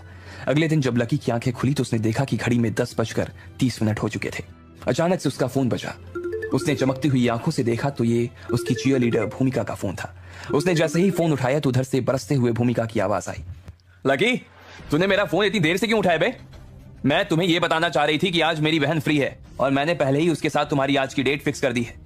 आज तुम उसी के साथ लंच करने वाले हो, इसलिए अच्छे और साफ सुथरे कपड़े पहनकर चुपचाप आ जाना। भूमिका, ये बात तुमने पहले क्यों नहीं बताई? मैं आज कहीं नहीं जाना चाहता, मूड ऑफ है मेरा। लकी के साथ जो कुछ कल हुआ था उसके बाद आज उसका मन कहीं भी जाने को नहीं कर रहा था। देखो लकी, अगर तुम नहीं गए तो मैं क्या जवाब दूंगी उसे? मैंने पहले ही उसे हाँ कर दिया है, अब तुम्हें आना ही पड़ेगा, भूमिका ने उससे कहा, और बिना लकी की बात सुने ही फोन काट दिया। अब इधर लकी भी फिर से दुविधा में पड़ गया था। आखिरी बार उसने भूमिका को इस बात का प्रॉमिस किया था कि वो उसकी बहन की पूरी मदद करेगा। लकी उसका भरोसा नहीं तोड़ना चाहता था। भले ही उसके ऊपर कॉलेज ने और डिंपल ने मिलकर 20 लाख रुपए की चोरी का इल्जाम लगाया था, लेकिन वो इस बात को तो जानता था कि वो चोर नहीं था। इसलिए लकी अपना वादा पूरा करने के लिए बिस्तर से उठा और तैयार होने की थोड़ी ही देर बाद वो यास्मीन के साथ लंच करने के लिए बाहर निकल आया। यास्मीन और भूमिका एक बड़ी सी छतरी के नीचे बैठकर नींबू पानी पी रहे थे। भूमिका ने बिना लकी की बात सुने ही फोन काट दिया था। क्या लकी आज नहीं आना चाहता? यास्मीन ने परेशान होते हुए कहा। अरे तुम चिंता छोड़ो यार, उसके मामले में टेंशन फ्री रहो बहन, वो जरूर आएगा। अगर वो आज नहीं आया ना तो देखना मैं कॉलेज जाकर कल उसका क्या हाल करती हूँ। भूमिका को इस बात का पूरा विश्वास था कि लकी उसके कहे को कभी टाल नहीं सकता। उसकी बात सुनकर यास्मीन की परेशानी थोड़ी दूर हो गई। उसने अपने गिलास से एक घूंट लिया और फिर भूमिका की ओर देखने लगी। भूमिका जिस तरह से लकी के बारे में बात कर रही थी उससे यास्मीन को तो यही लग रहा था कि उसके बारे में वो ठीक से जानती ही नहीं थी। इधर लकी भी राधिका के पास जाना चाह रहा था, लेकिन अब वो मजबूरी में फंस गया था। उसे इस बात का मलाल था कि उसने राधिका को उस विला की चाबी नहीं दी थी जिसे उसने उसके लिए खरीदा था। कल के हादसे के बाद अगर फिर से ज्योति उसे परेशान करती, इसलिए लकी का मन राधिका से मिलने का कर रहा था, लेकिन उसे ना चाहते हुए भी यास्मीन से मिलने जाना पड़ रहा था। अब आगे क्या होने वाला था? क्या वो वक्त रहते राधिका से अपने रिश्ते सुधार लेता, या फिर राधिका उसे हमेशा हमेशा के लिए दूर हो जाती, छोड़ देती उसे? क्या वो यास्मीन से मिलने जाने वाला था, या फिर कोई बहाना देकर वो इससे पिंड छुड़ाने वाला था? आपको क्या लगता है, क्या होंगे इन सभी सवालों के जवाब? कमेंट बॉक्स में कमेंट करके जरूर बताएं, और सभी सवालों के जवाब को जानने के लिए सुनते रहिए इंस्टा मिलेनियर सिर्फ पॉकेट एफएम पर।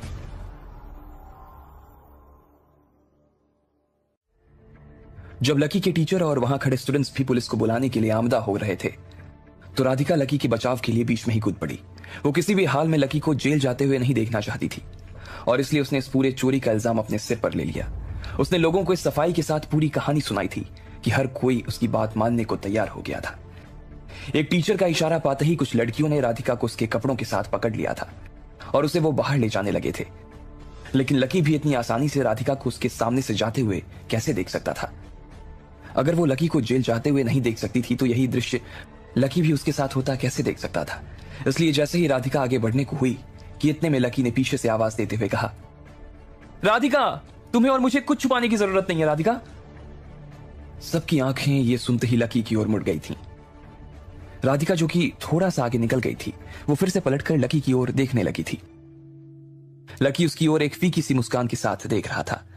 उसकी जिंदगी में उसके साथ एक ऐसी लड़की खड़ी थी जो उसके लिए इतना बड़ा जोखिम उठाने को तैयार थी। लकी को इससे ज्यादा और कुछ नहीं चाहिए था। तुम कहना क्या चाहते हो लकी? उस टीचर ने लकी से पूछा जिसने राधिका को पकड़वाने के आदेश दिए थे। उसने लकी के ही कहे शब्द को पकड़ा और फिर बोला, तुम्हारे हिसाब से राधिका क्या झूठ बोल रही है? तो इसका मतलब तुम ये कहना चाहते हो कि वो 20 लाख रुपए और किसी ने नहीं बल्कि तुमने चुराए। सही बात है, बराबर? अरे सर, अगर मैं कहूंगा कि आपका पैसा मैंने नहीं चुराया तो आप मेरी बात को तो मानेंगे नहीं। लेकिन आप जब कॉलेज से निकले थे तो मुझे ही तो पकड़ने निकले थे ना, तो इसका यही मतलब हुआ ना सर कि राधिका ने पैसे नहीं बल्कि मैंने चुराए हैं।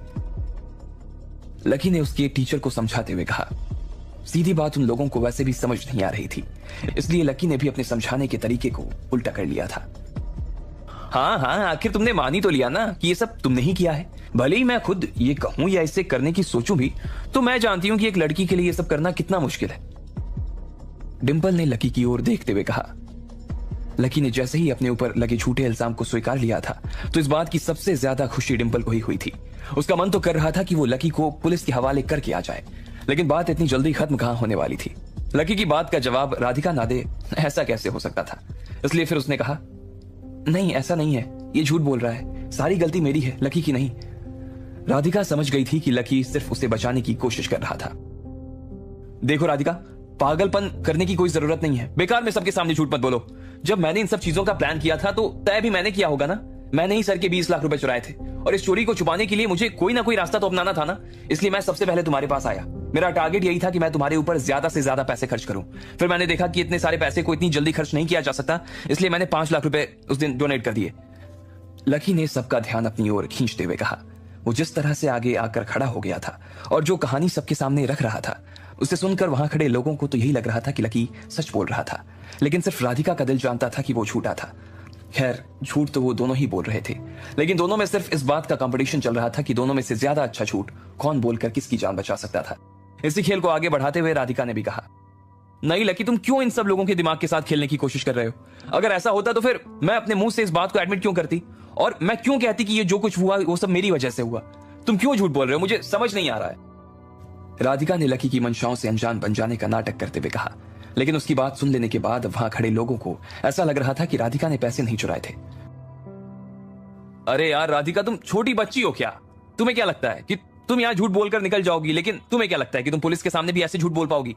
जिस तरह से तुम्हारा ये झूठ यहां स्टूडेंट्स के बीच में टिका हुआ है, मैं बता रहा हूं वैसा झूठ वहां पुलिस के सामने नहीं टिकने वाला। वो लोग झट से तुम्हारे झूठ को पकड़ लेंगे और तब तुम्हारे लिए और ज्यादा दिक्कत खड़ी हो जाएगी। और वैसे भी अब सबके सामने सब कुछ आ ही गया है और मैं इन लोगों से और कुछ नहीं छिपाना चाहता, सो प्लीज बात मानो मेरी, लकी ने कहा। राधिका इस बार तो लकी की बात सुन लेने के बाद हक्की बक्की रह गई थी। उसे अभी थोड़ी देर पहले तो यही लग रहा था कि खेल उसके हाथ में था, लेकिन अब उसे समझ आया कि लकी उससे भी बड़ा खिलाड़ी था। उसकी बातें सुनकर राधिका को अचानक ही यह महसूस होने लगा कि क्या सच में लकी उससे प्यार करता था या फिर उससे प्यार करने का नाटक कर रहा था। जिस तरह से लकी ने उन सब लोगों के सामने अपनी कहानी बनाई थी, वो अब राधिका को भी थोड़ी थोड़ी सच लगने लगी थी। राधिका के पास सच में उसकी बात के जवाब में चुप्पी बची थी। लकी, क्या सच में ऐसा किया था तुमने? क्या सच में तुम मेरा इस्तेमाल कर रहे थे लकी? राधिका ने लकी की ओर देखते हुए कहा। उसके लिए जेल जाने से बड़ा दर्द इस बात का था कि लकी ने उसका इस्तेमाल किया था। उसे ज्यादा तकलीफ इस बात की हो रही थी कि लकी ने सच में उसकी भावनाओं के साथ खेला था। वो शक की नजरों से लकी की ओर देखे जा रही थी। वो इस बात के ऊपर जरा भी विश्वास नहीं करना चाहती थी, लेकिन उसे ऐसा लग रहा था कि उसके विश्वास करने या ना करने से सच तो बदलने वाला नहीं था। लकी ने भी उसकी आंखों में आंखें डालकर देखा और कहा, मुझे माफ कर दो राधिका। लकी ने अपने पलकों को थोड़ा सा झपकाते हुए कहा। जैसे ही राधिका ने मुंह से उसके सॉरी सुना, उसकी आंखों में से 2 मोटे मोटे आंसू ढुलक कर नीचे जमीन पर गिर पड़े। वो अपनी भरी हुई आंखों से लकी को देखे जा रही थी और लकी के चेहरे को ठीक से देख पाने से पहले ही उसकी आंखों के बीच में से उसके आंसू आ जाते थे। उसके होंठ आरे दर्द से फड़फड़ाने लगे थे और उसने उन्हीं फड़फड़ाते हुए होठों से लकी की ओर देखते हुए कहा, तुमने मुझसे आखिर झूठ क्यों बोला लकी? राधिका की इस बात का लकी के पास कोई जवाब नहीं था, और इससे पहले कि वो उसी से कुछ पूछ पाता कि उसने क्या कहा था, राधिका भागते हुए उस कमरे से बाहर चली गई। वो जहां से गुजर रही थी उसके आंसू फर्श को भिगोते हुए चले जा रहे थे। इधर लकी भी राधिका की आखिरी झलक को ही अपनी आंखों के सामने अभी तक हटा नहीं पाया था। वो भी उसके लिए इसी तरह से रोना चाहता था, लेकिन वो बस रो नहीं सकता था। राधिका ने लकी के जज्बात को शायद गलत समझ लिया था। वो शायद ये नहीं देख पा रही थी कि अगर वो खुद लकी के बचाव के लिए आगे आ सकती थी तो क्या लकी भी उसके बचाव के लिए आगे नहीं आ सकता था। लेकिन उसने तो उसके कहानी के हर एक शब्द को जैसे सच मान लिया था। अब इससे पहले कि लकी राधिका को मनाने के बारे में कुछ सोच पाता, उसे पीछे से आवाज आई, लकी, ओ लकी, तुम कैसे आदमी हो यार? कैसे आदमी हो तुम? मुझे तो लगा था कि तुम राधिका के साथ सीरियस रहोगे। मैं तो समझ रही थी कि तुमने सच में सच्चा प्यार किया था। मुझे तो इस बात की तुमसे बिल्कुल उम्मीद नहीं थी कि तुम उस बेचारी का यूज कर रहे थे। अच्छा हुआ कि मैं तुम्हारी जिंदगी से निकल गई यार, वरना तुम भी मुझे इसी तरह बेवकूफ बनाते जिस तरह तुमने राधिका को बेवकूफ बनाया है। डिंपल ने लकी के ऊपर तंज कसते हुए कहा, और उसे देख देख कर बाकी के लोग भी अपनी समझ, जुबान और भाषा के हिसाब से लकी के ऊपर तंज कसे जा रहे थे। लेकिन लकी के कानों में उनमें से कोई भी बात जा नहीं रही थी। वो उन लोगों के कहे के ऊपर कोई ध्यान नहीं दे रहा था। उसके अपने ख्याल तो राधिका के साथ पहले ही निकल गए थे, और उसका दिमाग भी अब सच में काम करना बंद कर दिया था। उसे बस अब इस चीज की उम्मीद थी कि कहीं वो लड़की किसी तरह की बेवकूफी भरी हरकत ना कर दे। राधिका के जाने के बाद और लकी की इतनी जग हंसाई के बाद कॉलेज के बाकी टीचर्स और स्टूडेंट्स विंग के प्रेसिडेंट वगैरह सब लोग हॉस्पिटल में आ गए थे।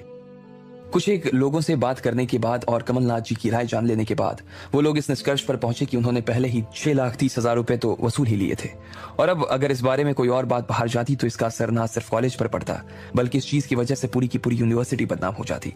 इसलिए उन लोगों ने मिलकर यही सोचा कि उन्हें पुलिस को इस बारे में कोई खबर नहीं देनी चाहिए, और उन्होंने लकी के सामने ये शर्त रखी कि उसे आने वाले 5 सालों के अंदर ये पैसे चुकाने होंगे। जब ये सब राजीनामा हो गया तो सब लोग अपने अपने घर के लिए निकल गए। इधर लकी भी अकेला कॉलेज पहुंच चुका था। उसने घड़ी में देखा तो रात के 12 बज चुके थे। उसका मन तो यही कर रहा था कि वो राधिका को फोन लगाए तुरंत और उससे उसका हाल जान ले, लेकिन उसने काफी सोच विचार करने के बाद उसे फोन ना लगाने का फैसला किया। अभी लकी के पास इस मामले को हल करने की ताकत नहीं बची थी, इसलिए अगर वो राधिका को अभी फोन लगा भी लेता तो भी वो राधिका को कुछ समझा नहीं पाता कि ये सब क्यों हो रहा है और कैसे हो रहा है। उसे थोड़ा सा टाइम मिलेगा तो शायद वो खुद ही सब कुछ समझ जाए। आई होप, लकी ने अपने आप को समझाते हुए कहा। लकी अपने कमरे में वापस आ गया था। यहां पर गर्वित, अमृत और प्रीतम को इस बारे में पहले ही खबर लग चुकी थी। उन सभी ने लकी को यही कहा कि उसे चिंता करने की कोई जरूरत नहीं थी, वो सब लोग हमेशा उसके साथ खड़े हैं। थैंक्स भाई, तुम लोग हो तो टेंशन की कोई बात नहीं रहती मेरे लिए, लेकिन मैं क्या करूं यार। लकी अभी कुछ बोल पाता, लेकिन उससे पहले ही वो पलंग पर आकर लेट गया। उसे बहुत जोर की नींद आ रही थी और इस वक्त सिर्फ सोने के अलावा और कुछ उसे सूझ नहीं रहा था। अगले दिन जब लकी की आंखें खुली तो उसने देखा कि घड़ी में 10:30 हो चुके थे। अचानक से उसका फोन बजा। उसने चमकती हुई आंखों से देखा तो ये उसकी चीयर लीडर भूमिका का फोन था। उसने जैसे ही फोन उठाया तो उधर से बरसते हुए भूमिका की आवाज आई, लकी, तूने मेरा फोन इतनी देर से क्यों उठाया बे? मैं तुम्हें यह बताना चाह रही थी कि आज मेरी बहन फ्री है और मैंने पहले ही उसके साथ तुम्हारी आज की डेट फिक्स कर दी है। आज तुम उसी के साथ लंच करने वाले हो, इसलिए अच्छे और साफ सुथरे कपड़े पहनकर चुपचाप आ जाना। भूमिका, ये बात तुमने पहले क्यों नहीं बताई? मैं आज कहीं नहीं जाना चाहता, मूड ऑफ है मेरा। लकी के साथ जो कुछ कल हुआ था उसके बाद आज उसका मन कहीं भी जाने को नहीं कर रहा था। देखो लकी, अगर तुम नहीं गए तो मैं क्या जवाब दूंगी उसे? मैंने पहले ही उसे हाँ कर दिया है, अब तुम्हें आना ही पड़ेगा, भूमिका ने उसे कहा, और बिना लकी की बात सुने ही फोन काट दिया। अब इधर लकी भी फिर से दुविधा में पड़ गया था। आखिरी बार उसने भूमिका को इस बात का प्रॉमिस किया था कि वो उसकी बहन की पूरी मदद करेगा। लकी उसका भरोसा नहीं तोड़ना चाहता था। भले ही उसके ऊपर कॉलेज ने और डिंपल ने मिलकर 20 लाख रुपए की चोरी का इल्जाम लगाया था, लेकिन वो इस बात को तो जानता था कि वो चोर नहीं था। इसलिए लकी अपना वादा पूरा करने के लिए बिस्तर से उठा और तैयार होने की थोड़ी ही देर बाद वो यास्मीन के साथ लंच करने के लिए बाहर निकल आया। यास्मीन और भूमिका एक बड़ी सी छतरी के नीचे बैठकर नींबू पानी पी रहे थे। भूमिका ने बिना लकी की बात सुने ही फोन काट दिया था। क्या लकी आज नहीं आना चाहता? यास्मीन ने परेशान होते हुए कहा। अरे तुम चिंता छोड़ो यार, उसके मामले में टेंशन फ्री रहो बहन, वो जरूर आएगा। अगर वो आज नहीं आया ना तो देखना मैं कॉलेज जाकर कल उसका क्या हाल करती हूँ। भूमिका को इस बात का पूरा विश्वास था कि लकी उसके कहे को कभी टाल नहीं सकता। उसकी बात सुनकर यास्मीन की परेशानी थोड़ी दूर हो गई। उसने अपने गिलास से एक घूंट लिया और फिर भूमिका की ओर देखने लगी। भूमिका जिस तरह से लकी के बारे में बात कर रही थी उससे यास्मीन को तो यही लग रहा था कि उसके बारे में वो ठीक से जानती ही नहीं थी। इधर लकी भी राधिका के पास जाना चाह रहा था, लेकिन अब वो मजबूरी में फंस गया था। उसे इस बात का मलाल था कि उसने राधिका को उस विला की चाबी नहीं दी थी जिससे उसने उसके लिए खरीदा था। कल के हादसे के बाद अगर फिर से ज्योति उसे परेशान करती, इसलिए लकी का मन राधिका से मिलने का कर रहा था, लेकिन उसे ना चाहते हुए भी यास्मीन से मिलने जाना पड़ रहा था। अब आगे क्या होने वाला था? क्या वो वक्त रहते राधिका से अपने रिश्ते सुधार लेता, या फिर राधिका उसे हमेशा हमेशा के लिए दूर हो जाती, छोड़ देती उसे? क्या वो यास्मीन से मिलने जाने वाला था, या फिर कोई बहाना देकर वो इससे पिंड छुड़ाने वाला था? आपको क्या लगता है, क्या होंगे इन सभी सवालों के जवाब? कमेंट बॉक्स में कमेंट करके जरूर बताएं। और सभी सवालों के जवाब को जानने के लिए सुनते रहिए इंस्टा मिलेनियर सिर्फ पॉकेट एफएम पर। यास्मीन और भूमिका बैठकर लकी का इंतजार कर रहे थे। यास्मीन को लग रहा था कि लकी नहीं आने वाला था, लेकिन भूमिका को इस बात पर पूरा भरोसा था कि वो आए बिना रह नहीं सकता। यास्मीन उसके इस बर्ताव से समझ गई थी कि भूमिका को लकी के बारे में कुछ खास जानकारी नहीं थी, और ये उसके लिए फायदेमंद भी था। बहन, तुम्हें एक बात पता है? लकी जैसा फटीचर इंसान किस हद तक जा सकता है? भूमिका ने हंसते हुए कहा। वो उसे उस दिन की घटना बताने वाली थी जिस दिन भूमिका को लग रहा था कि लकी होटल के बाहर खड़ा होकर लोगों से भीख मांग रहा था। भूमिका ने बताया कि वो 10-10 रुपए के लिए लोगों को परेशान कर रहा था, और फिर वो लोग वहां उसे मिल गए। यास्मीन को हालांकि उसकी इस बात पर विश्वास तो नहीं हो रहा था, फिर भी उसने उसकी हंसी में हंसते हुए कहा, अरे यार, ये तो बहुत सच में फटीचर निकला यार। यास्मीन ने कहा, हाँ, लेकिन उसके बाद तो उसने हम सबको चौंका ही दिया यार। पता है वो कौन सी गाड़ी लेकर आया था? एक लंबी लग्जरी कार। भूमिका ने अपनी आंखें जितनी बड़ी हो सकती थी उतनी बड़ी करते हुए कहा। यह सुनते ही यास्मीन को अब की बार सच में खांसी आ गई और बोली, क्या क्या क्या सच में वो लग्जरी कार लेकर आया था? हालांकि उसे झटका इस बात का नहीं लगा था कि लकी इतनी महंगी गाड़ी चला रहा था। उसे झटका इस बात से लगा कि कहीं भूमिका उसकी सच्चाई के बारे में ना जान जाए। इतनी महंगी गाड़ी देखने के बाद वैसे भी ये होना तय था। हाँ, पर उसका राज तो मुझे बाद में पता चला। अदिति है ना, जो मेरी फ्रेंड है, वो उस दिन लकी के साथ ही गई थी, तो लकी ने उसे बताया कि वो गाड़ी उसकी नहीं बल्कि उसके किसी दोस्त की थी। वो तो बस बेकार में अमीर बनने की एक्टिंग कर रहा था। भूमिका ने कहा, अच्छा ऐसी बात है, यास्मीन ने कहा और एक गहरी सांस ली। उसके दिल को यह सुनकर ठंडक पड़ गई थी कि आखिर उसकी बहन को लकी के बारे में कुछ खबर नहीं थी। भूमिका भी जिस तरह से लकी का मजाक उड़ा रही थी, शायद वो भूल गई थी कि उस दिन अदिति की सीट पर बैठने के लिए भूमिका कैसे उस गाड़ी के पीछे पीछे जीभ लटकाते हुए दौड़ रही थी। अब क्योंकि यास्मीन इस बात से निश्चिंत हो गई थी कि भूमिका को उसके बारे में कुछ मालूम नहीं था, इसलिए उसने उसकी बातों पर ध्यान देना बंद कर दिया और अपना मेकअप किट निकालकर अपनी लिपस्टिक ठीक करने लगी। बहन, आज अभिजीत को शौक देने के चक्कर में तुम कहीं लकी को शौक मत दे देना, समझी ना? जिस हिसाब से तुम बन ठन कर आई हो ना, उससे तो यही लग रहा है कि आज उसे मार ही डालोगी तुम। अब छोड़ो ना किट, कितना मेकअप करोगी? मुझे ना जलन हो रही है तुमसे। भूमिका ने उसे चिढ़ाते हुए कहा। हाँ, तू चिंता मत कर, अभिजीत को तो ऐसा शौक दूंगी कि याद रखेगा वो। यास्मीन ने अपनी पलकें ठीक करते हुए कहा, लेकिन भूमिका ये देख नहीं पा रही थी कि उसकी बहन अभिजीत के लिए नहीं बल्कि खुद लकी के लिए इतना सच धज के आई थी। वैसे मुझे लग रहा है ना कि थोड़ा जल्दी आ गए, क्या कहती हो? एक मॉल का चक्कर काटा है? भूमिका ने यास्मीन का हाथ पकड़ा और उसके साथ सीधी मॉल में जाने के लिए उठने लगी। नहीं, तुम अकेले ही जाओ, लकी बस थोड़ी ही देर में आता होगा, और अगर वो आ गया और हम उसे यहाँ नहीं मिले तो अच्छा नहीं लगेगा ना? यास्मीन अपनी जगह से हिली ही नहीं थी। वो इस वक्त भूमिका के साथ नहीं बल्कि लकी के साथ टाइम बिताना चाहती थी। अरे यार, तुम्हें ऐसा नहीं लगता कि तुम उस फटीचर के बारे में कुछ ज्यादा ही सोच रही हो? आएगा तो थोड़ा इंतजार कर लेगा, कौन सी बड़ी बात है? भूमिका ने उसकी ओर देखकर मुंह बनाते हुए कहा, और वो खुद भी वहीं बैठ गई। अब उसे अपनी बहन के उद्देश्य समझ में नहीं आ रहे थे।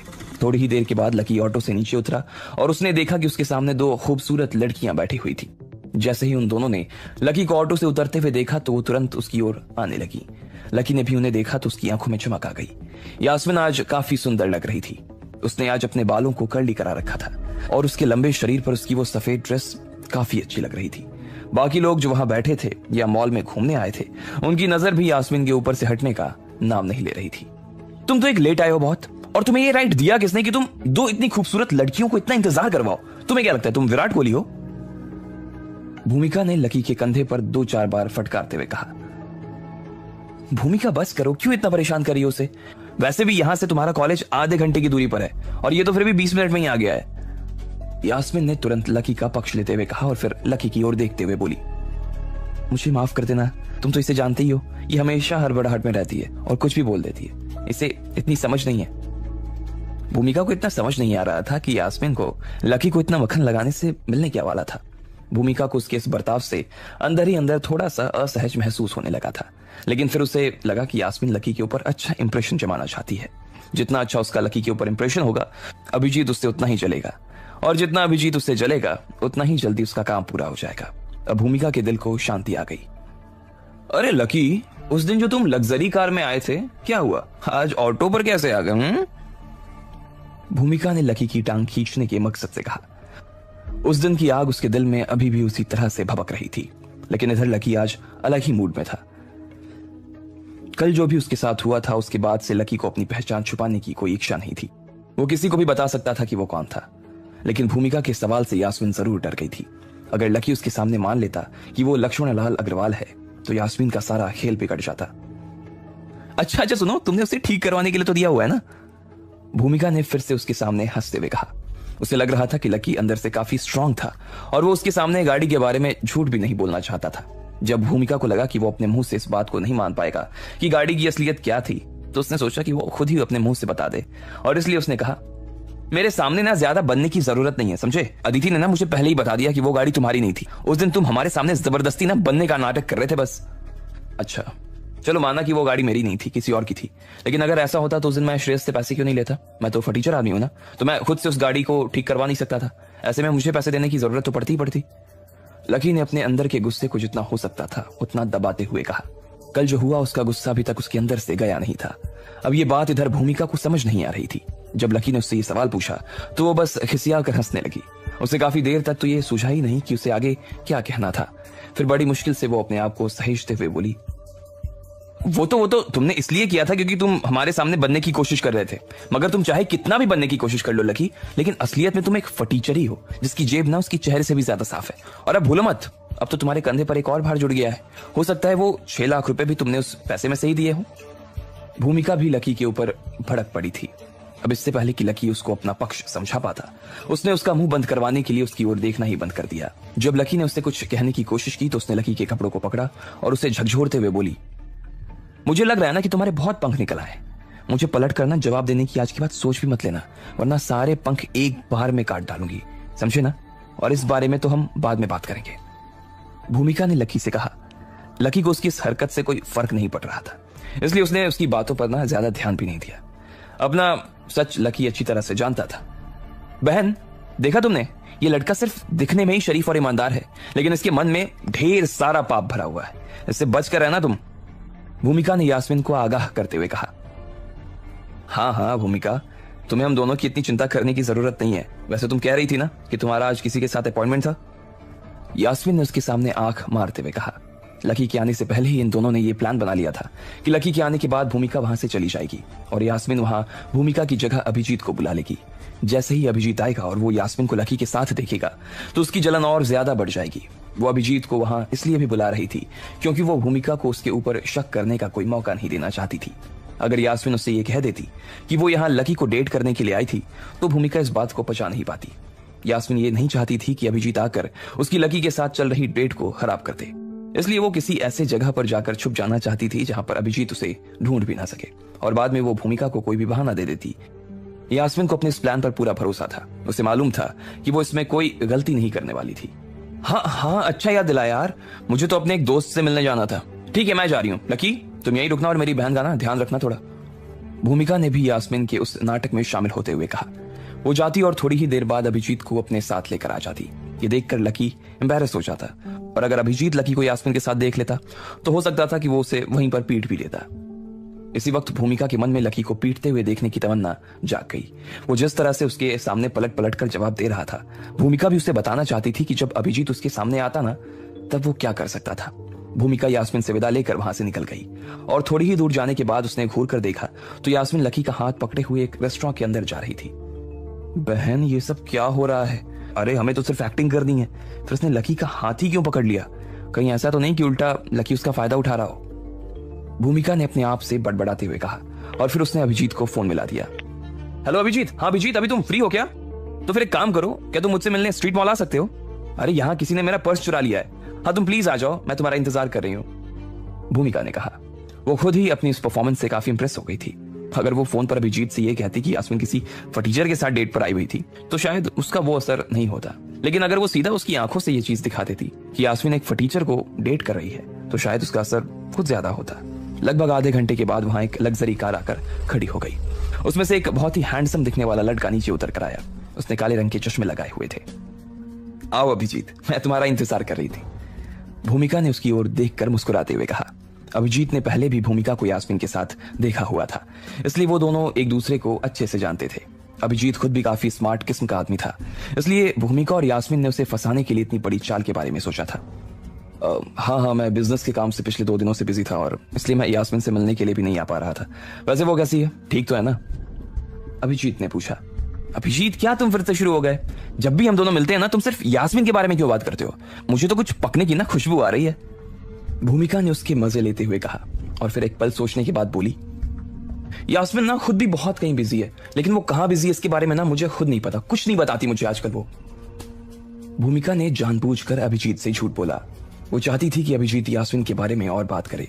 वो उसके बारे में जितनी और बात करता उतना ही वो और परेशान होता, और जब वो यास्मीन को लकी के साथ देखता तो उसकी जलन और ज्यादा बढ़ जाती, और जितनी उसकी जलन बढ़ती उतना ही वो लकी को धोता, जितना वो लकी को धोता उतना ही भूमिका को मजा आता।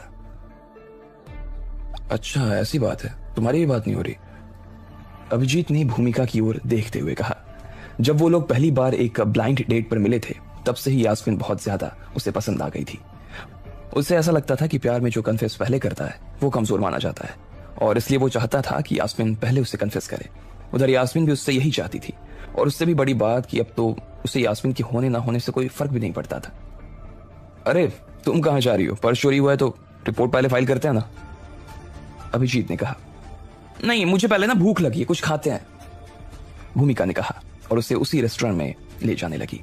अब क्या अभिजीत यास्मीन को लकी के साथ देख लेता? अगर वो उन्हें पकड़ लेता तो लकी का क्या होता? आपको क्या लगता है, क्या होंगे इन सभी सवालों के जवाब? कमेंट बॉक्स में कमेंट करके जरूर बताएं, और सभी सवालों के जवाब को जानने के लिए सुनते रहिए इंस्टा मिलियनेयर सिर्फ पॉकेट एफएम पर। अपने प्लान के हिसाब से यास्मीन लकी के साथ उस रेस्टोरेंट के अंदर चली गई थी। इधर भूमिका ने भी अभिजीत को फोन करके वहां पर्स चोरी हो जाने के बहाने से बुला लिया था। अभिजीत वहां आ तो गया था, लेकिन वो सिर्फ यास्मीन के बारे में ही बात कर रहा था।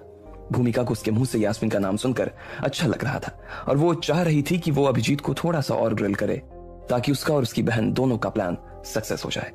इसलिए जब अभिजीत ने उसे थाने जाने के लिए कहा तो भूमिका ने कहा, देखो अभी पहले ही दोपहर हो गई है और मैंने ना अभी तक कुछ नहीं खाया। अब सबसे पहले मैं कुछ खाना खाऊंगी। पर्स के लिए इतना परेशान होने की जरूरत नहीं है, उसमें सारी आईडी डुप्लीकेट थी और मुश्किल से ना 500 रुपए के आसपास ही कैश था। इसलिए चलो पहले कुछ खाते हैं, फिर तुम भी मुझे छोड़ देना, आज की ट्रीट मेरी तरफ से, भूमिका ने कहा और अभिजीत का हाथ पकड़कर उसे खींचते हुए ले जाने लगी। उसने देखा कि अभिजीत थोड़ा सा परेशान हो रहा था, तो उसे लगा कि यही सही मौका था। इधर अभिजीत ने उसके ऑफर के लिए मना नहीं किया। वो भी भूमिका के जरिए यास्मीन के बारे में और सारी जानकारी इकट्ठा करने की सोच रहा था। जब वो दोनों रेस्टोरेंट के अंदर जा रहे थे तो भूमिका का दिल मारे खुशी से मचले जा रहा था।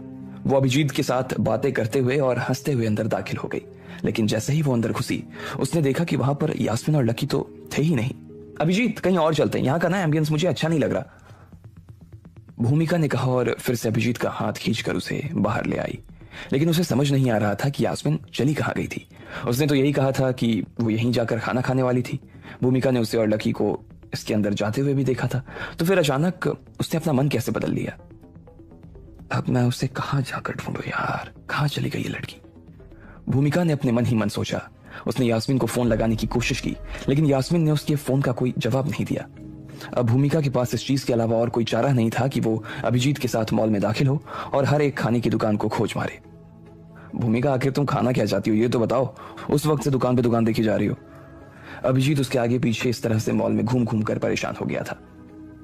हाँ क्या बोला तुमने, मैं सुन नहीं पाई, सॉरी मेरा ध्यान कहीं और था। भूमिका ने उसकी बात आधी सुनी और आधी नहीं। इस वक्त उसका पूरा ध्यान सिर्फ और सिर्फ लकी और यास्मीन को ढूंढने पर था। जब वो इधर उधर देख रही थी तब उसने देखा कि वो दोनों लोग एक दूसरे रेस्टोरेंट की एक टेबल पर बैठे हुए थे। उनकी टेबल शीशे के बिल्कुल पास लगी हुई थी। भूमिका उन दोनों को देखते ही पहचान गई। मुझे लगता है ना कि ये रेस्टोरेंट काफी अच्छा है, हम दोनों को यहीं चलकर खाना खाना चाहिए, चलो यहाँ चलते हैं। भूमिका ने तुरंत अभिजीत की ओर मुड़ते हुए देखा। वो चाहती थी कि अभिजीत भी उसके साथ उस रेस्टोरेंट में घुसे और फिर वो अपनी आंखों से यास्मीन और लकी को एक साथ उस टेबल पर देखे।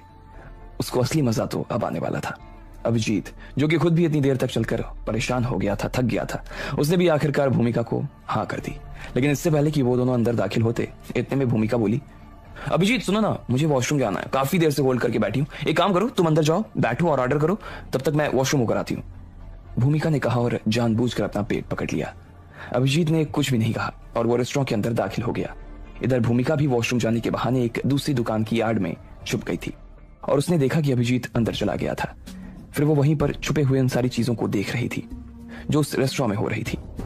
उसने देखा कि पहले तो अभिजीत को थोड़ी सी शर्म आई और फिर उसके बाद उसे गुस्सा आया और उसने लकी को अपनी जगह पर से खड़ा कर दिया और उसके ऊपर बरस पड़ा। ओ मेरी प्यारी बहन, भले ही लास्ट मिनट पर तुमने लोकेशन बदल दी और तुमने मुझे बताया भी ना हो, लेकिन मैं तुम्हें इतनी आसानी से छोड़ने वाली थोड़ी ना हूँ। अब तुम पकड़ में आ चुकी हो और अगर फ्यूचर में तुम्हारे और अभिजीत के बीच कुछ होता है तो तुम मुझे भूल मत जाना। अगर तुमने हर महीने मेरे खाते में पैसे नहीं डाले ना तो तुम्हारे साथ ना अच्छा नहीं होगा। भूमिका अपने आप से ही बातें किए जा रही थी। आसपास खड़े लोग उसे इस तरह से एक्साइटेड होते हुए देख रहे थे, लेकिन उन्हें समझ नहीं आ रहा था कि आखिर इस लड़की को हो क्या गया था। इधर यास्मीन भी अपना सिर पीट रही थी। उसने सोचा कि वो आखिरी वक्त में लकी के साथ बैठकर खाना खाने की जगह बदल लेगी तो फिर भूमिका को पता नहीं चलेगा। उसने पूरे मॉल का सबसे छुपा हुआ रेस्टोरेंट ढूंढा था, लेकिन वो इस बात को भूल गई थी कि उसकी बहन जिसने उसके लिए लकी को ढूंढा था वो आराम से इस रेस्टोरेंट को भी ढूंढ सकती थी। उसे तो लगा था कि भूमिका अभिजीत के साथ वापस निकल जाएगी, लेकिन यहाँ तो अभिजीत उसके सिर पर आके खड़ा हो गया था। अभी तक तो यास्मीन का सारा ध्यान लकी की ओर था जो कि उसके ठीक सामने बैठा था। वो इस मौके का अच्छे से फायदा उठाना चाहती थी, लेकिन इधर लकी का मूड काफी खराब था। वो यहाँ बैठकर भी कल रात जो हॉस्पिटल में हुआ उसके बारे में ही सोचे जा रहा था। उसके दिमाग में कल रात के चित्र आते ही सबसे पहले राधिका की तस्वीर आ रही थी। जिस तरह वो उसे गुस्से में देखकर वहां से निकली थी, लकी को लग रहा था कि किसी ने उसके दिल में खंजर घोंप दिया हो। लकी सर, आपके दिमाग में क्या चल रहा है? अगर आप चाहें तो मुझे बता सकते हैं, मुझे बताकर आपको अच्छा महसूस होगा। यास्मीन ने बहुत ही प्यार से लकी की ओर देखते हुए कहा। लकी ने उसकी ओर देखा और उसकी उदास आंखें यास्मीन की आंखों में चमक उठी। उसकी इतनी प्यारी सी स्माइल देखकर लकी को काफी अच्छा महसूस हो रहा था। जिस इंसान से आप सबसे ज्यादा प्यार करते हो ना यास्मीन, अगर वही आपको गलत समझने लगे और आपसे नफरत करने लगे तो कैसा लगेगा आपको? अगर वो आपको कभी माफ ना करे और आपकी बात भी ना सुने, क्या करेंगे आप? लकी ने यास्मीन से कहा। राधिका के बारे में सोच सोच कर ही उसका दिल बैठा जा रहा था। उसे इस बात का डर सबसे ज्यादा सता रहा था कि आज के बाद राधिका और लकी एक दूसरे को जानते हुए भी एक दूसरे से अनजान बन जाएंगे। वो एक दूसरे के सामने से निकलेंगे पर एक दूसरे से नजर नहीं मिला पाएंगे। जब यास्मीन ने इधर लकी की बात सुनी तो वो थोड़ा चौंक गई। अचानक से यास्मीन को लगा कि वो किसी बहुत बड़ी मुसीबत में फंसने वाली है, चाहे वो कोई भी हो, लेकिन वो यास्मीन के हाथों से उसके लकी सर को नहीं छीन सकती थी। लकी सर, क्या आप अपनी बात कर रहे हैं? आप प्यार करते हैं किसी से? यास्मीन ने लकी के चेहरे से उसके दिल का अंदाजा लगाते हुए कहा।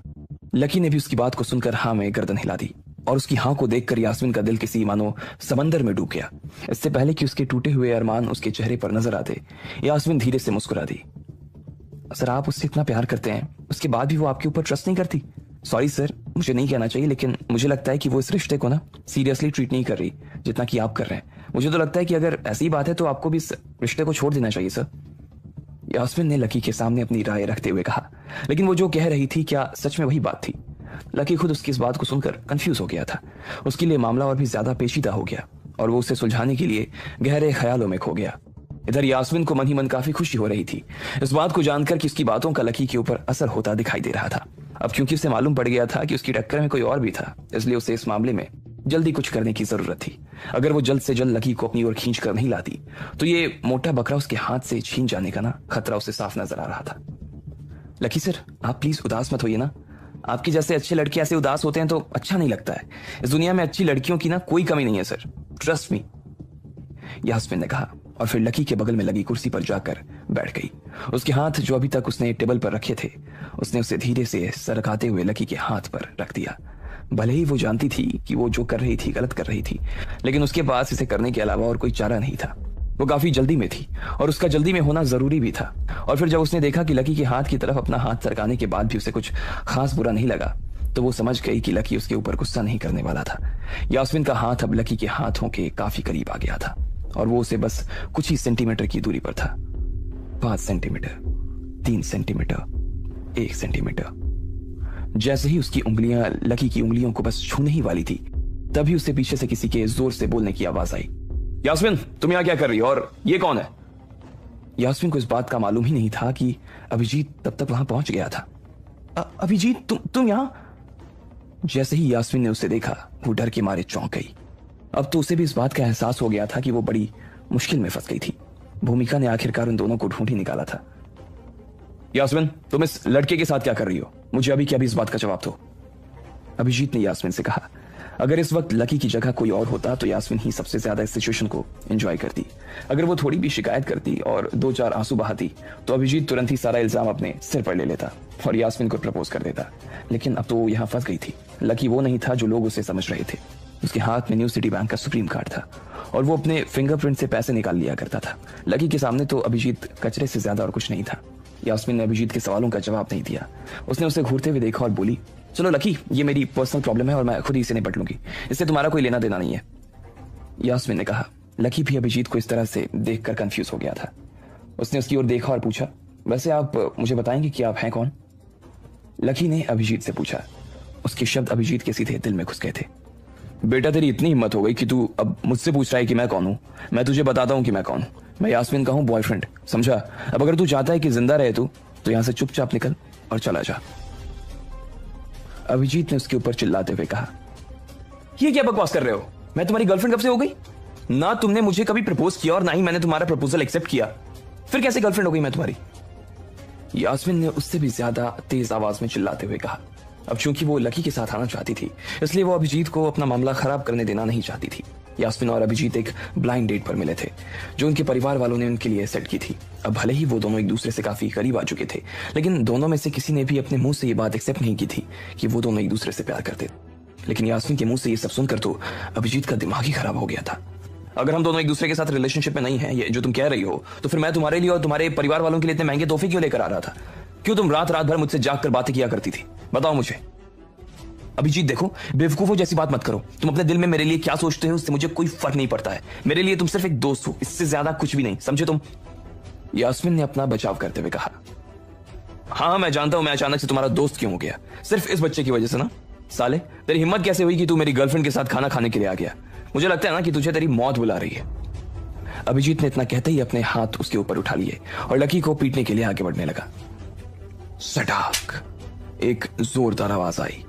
अभिजीत का हाथ तो अभी भी हवा ही में था लेकिन इधर यास्मीन का हाथ भी उठ गया था और उसने अभिजीत के गाल पर एक जोरदार चांटा लगा दिया था। अभिजीत यास्मीन के हाथ से थप्पड़ खाकर हैरान हो गया था। अब आगे उन तीनों के बीच क्या होने वाला था? क्या अभिजीत यास्मीन को छोड़कर फिर से लकी को मारने के लिए आगे बढ़ता या फिर यास्मीन फिर से लकी के बचाव के लिए बीच में आ जाती? यास्मीन के अभिजीत को पीटने से लकी के दिल में क्या यास्मीन के लिए कोई जगह बन पाएगी? आपको क्या लगता है, क्या होंगे इन सभी सवालों के जवाब? कमेंट बॉक्स में कमेंट करके जरूर बताएं और सभी सवालों के जवाब को जानने के लिए सुनते रहिए इंस्टा मिलियनेयर सिर्फ पॉकेट एफएम पर। जैसे ही यास्मीन लकी के हाथ पर अपना हाथ रखने ही वाली थी तभी उसे पीछे से एक जानी पहचानी सी आवाज आई।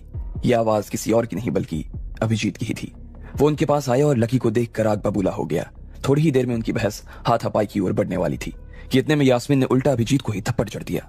लकी ये सब देखकर थोड़ा सहम गया था। जिस तरह से दोनों लड़ रहे थे वो लकी को बिल्कुल पसंद नहीं आ रहा था और इसलिए उसने सोचा, मुझे लगता है मुझे यहां से निकल जाना चाहिए, पता नहीं क्या कर रही हैं लोग। लकी ने अपने आप से कहा। वो अंदर ही अंदर अपनी ही वजह से काफी शर्मिंदा महसूस कर रहा था। वो खड़ा हुआ और बाहर जाने लगा। इधर यास्मीन ने भी अभिजीत को गुस्से में देखा और वो उसके पीछे पीछे बाहर निकल गई। Lucky sir please please, I am sorry sir, जो कुछ भी हुआ उसके लिए मैं माफी मांगती हूँ सर। पता नहीं ये अभिजीत को क्या हो गया, मैं कोई गर्लफ्रेंड नहीं उसकी यार सर। यास्मीन ने लकी को आवाज देते हुए कहा। दोनों तब तक उस रेस्टोरेंट के बाहर आ चुके थे। सॉरी की कोई जरूरत नहीं यास्मीन, वैसे भी जो कुछ हुआ उसमें तुम्हारी कोई गलती नहीं थी, पता है तुम्हें। लकी ने मुस्कुराते हुए जवाब दिया। ये वही लड़का है सर जिसके बारे में मैंने आपको पहले बताया था। काफी टाइम से मेरा पीछा कर रहा है और आज जो कुछ भी हुआ ना सर, वो कितनी बार हो चुका है पहले। जब भी मैं इसे कुछ कहने या फिर समझाने की कोशिश करती हूँ ना, बात ही नहीं सुनता है मेरी। कभी कभी तो इतना ज्यादा एग्रेसिव हो जाता है सर कि मेरे ऊपर हमला करने के लिए आ जाता है। देखा ना आपने कैसे बोल रहा था। यास्मीन ने इतना कहते ही अपना सिर नीचे झुका लिया। फिर उसने रुमाल से अपनी नाक को ढका और धीरे धीरे से सुबकने लगी। यास्मीन को लकी ने जब ऐसे रोते हुए देखा तो उसका दिल भी पिघल गया। उसे इस तरह से देखना लकी के लिए काफी दुखद था। प्लीज यास्मीन, तुम्हें रोना नहीं चाहिए। वैसे भी आज तुम दोनों के बीच जो कुछ भी हुआ उसके बाद मुझे नहीं लगता वो तुम्हें और परेशान करेगा। तुमने उसे अच्छे से सुना दिया है यास्मीन। लकी ने अपनी तरफ से उसे सांत्वना देते हुए कहा। इससे ज्यादा वो और कुछ नहीं कर सकता था। यास्मिन को भी ऐसे ही किसी मौके की तलाश थी और जैसे ही लकी उससे कंधा देने लगा उसने सोचा कि उससे उसके ऊपर चढ़ जाना चाहिए। यास्मिन तुरंत एक कदम आगे आई और धीरे से लकी की छाती से जा लगी। एक सेकंड ठहरने के बाद जब यास्मिन को इस चीज का एहसास हुआ कि लकी ने उससे अपने से दूर नहीं किया तो दिल ही दिल यास्मिन मुस्कुराने लगी। भले ही उसकी आंखों में आंसू थे लेकिन वो अंदर ही अंदर काफी खुश हो रही थी और उसी खुशी के चक्कर में वो लकी से थोड़ा सा और ज्यादा चिपक गई। उसका चेहरा लकी की छाती में धंसता जा रहा था। यास्मिन जिसकी उम्र 29 साल थी वो एक खूबसूरत लड़की थी। लकी का ध्यान भी एक बार के लिए उसकी खूबसूरती की ओर भटक गया था। अब उसका चेहरा लकी की गर्दन के पास आ गया। उसकी त्वचा काफी मुलायम और पतली थी और उसके बालों की वजह से लकी को अपने शरीर पर गुदगुदी महसूस होने लगी। यास्मिन के शरीर में से एक हल्की सी खुशबू भी आ रही थी। ये किसी परफ्यूम की खुशबू नहीं थी बल्कि उसके शरीर की ही गंध थी। लकी का शरीर भी उसके नाजुक शरीर के आगे पिघलने लगा। उससे रहा नहीं गया और यास्मिन को दिलासा देने के लिए उसने उसे धीरे से गले लगा लिया। ठीक इसी वक्त उसके दोनों हाथ अभी यास्मिन की कमर में फंसे नहीं थे। तभी उसके दिमाग में राधिका की छवि उभर आई। जैसे ही राधिका का चेहरा उसकी आंखों के सामने आया उसे ऐसा लगा जैसे उसके ऊपर किसी ने ठंडा पानी उड़ेल दिया हो। वो तुरंत नींद से जाग गया और उसके सारे ख्याल एक बार के लिए रुक गए और उसने मन ही मन अपने आप को कोसना शुरू कर दिया। उसकी और राधिका के बीच जो गलतफहमी हुई थी वो अभी तक ठीक नहीं हुई थी और ना ही उन दोनों ने उसके ऊपर आगे कोई बात की थी। लकी क्या कर रहा है तू, क्या कर रहा है तू यहाँ पर? लकी ने अपने आप से पूछा। उसे इस तरह से यास्मिन के साथ खड़े रहना और उसे गले लगाना ना जाने क्यों गलत लग रहा था। कल रात राधिका ने उसके साथ जो किया वो मन ही मन उसके लिए अपने आप को ही कोस रहा था। राधिका ने उसके साथ जो किया उसकी वजह कोई और नहीं बल्कि लकी खुद था। पता नहीं मुझे क्या हो गया है, मुझे ना थप्पड़ मारने का मन कर रहा है खुद को, लकी ने अपने आप से कहा। वो किसी भी कीमत पर राधिका को खोना नहीं चाहता था और अगर वो सिर्फ इस वजह से राधिका को खो देता तो सारा दोष किसी के भी सिर पर नहीं मर सकता था। गलती उसकी थी और उसे उस गलती को हर हाल में मानना पड़ता। लकी से रहा नहीं गया और उसने तुरंत यास्मिन को अपने से अलग कर दिया। यास्मिन जी देखिए, मुझे माफ कर दीजिए लेकिन मुझे अभी थोड़ा सा काम है इसलिए मुझे जाना होगा, लकी ने कहा और बिना यास्मिन के जवाब का इंतजार किए बिना उसकी ओर देखे वहां से चुपचाप निकल गया। लकी सर सुनिए तो। यास्मिन पीछे से लकी को बुलाई जा रही थी और जब उसने आखिरकार देखा कि लकी वहां से निकल गया तो वो बस अपना पैर जमीन पर पटक कर रह गई। इधर जब यास्मिन अपने लिए बुरा महसूस कर रही थी कि उधर भूमिका थोड़ी ही दूर पर उसके पास दौड़ते हुए आई। बहन ये क्या किया यार तुमने? अगर तुम्हें रेस्टोरेंट चेंज ही करना था तो मुझे बताना चाहिए था ना। ये तो अच्छा हुआ कि ठीक वक्त पर मेरा दिमाग काम कर गया और मैं तुम्हें अलग अलग रेस्टोरेंट पे ढूंढने निकल गई, वरना तो आज हमारा प्लान ही फेल हो जाता। देखो ना, और ये लकी कहां गया? भूमिका ने यास्मिन की ओर देखा और मुस्कुराते हुए बोली, यार भूमिका इसके लिए thank you so much. Yasmin ने उसे घूरते हुए देखा और अपने दांतों को कसमसाते हुए बोली। जिस तरह भूमिका उसे देखकर मुस्कुरा रही थी यास्मिन का मन तो यही कर रहा था कि एक चाकू ले और उसे भूमिका के मुंह में घुसा दे। नहीं, इसमें थैंक यू बोलने की क्या बात है, कोई जरूरत नहीं है इसकी। भूमिका ने अपनी बहन की आंखों में उसके लिए जो नफरत थी वो देखी नहीं थी और वो आगे बोली, अरे हाँ, तुम्हारी एक्टिंग तो बड़ी शानदार थी यार। अगर मुझे पहले से प्लान के बारे में पता नहीं होता तो तुम्हें देखकर ऐसा लग रहा था जैसे तुम अभिजीत के साथ लड़ी रही थी और वो भी सिर्फ उस फटीचर लकी के लिए। तुमने देखा नहीं, जब तुम वहां से निकली ना उसके बाद अभिजीत के तो तोते उड़ गए थे।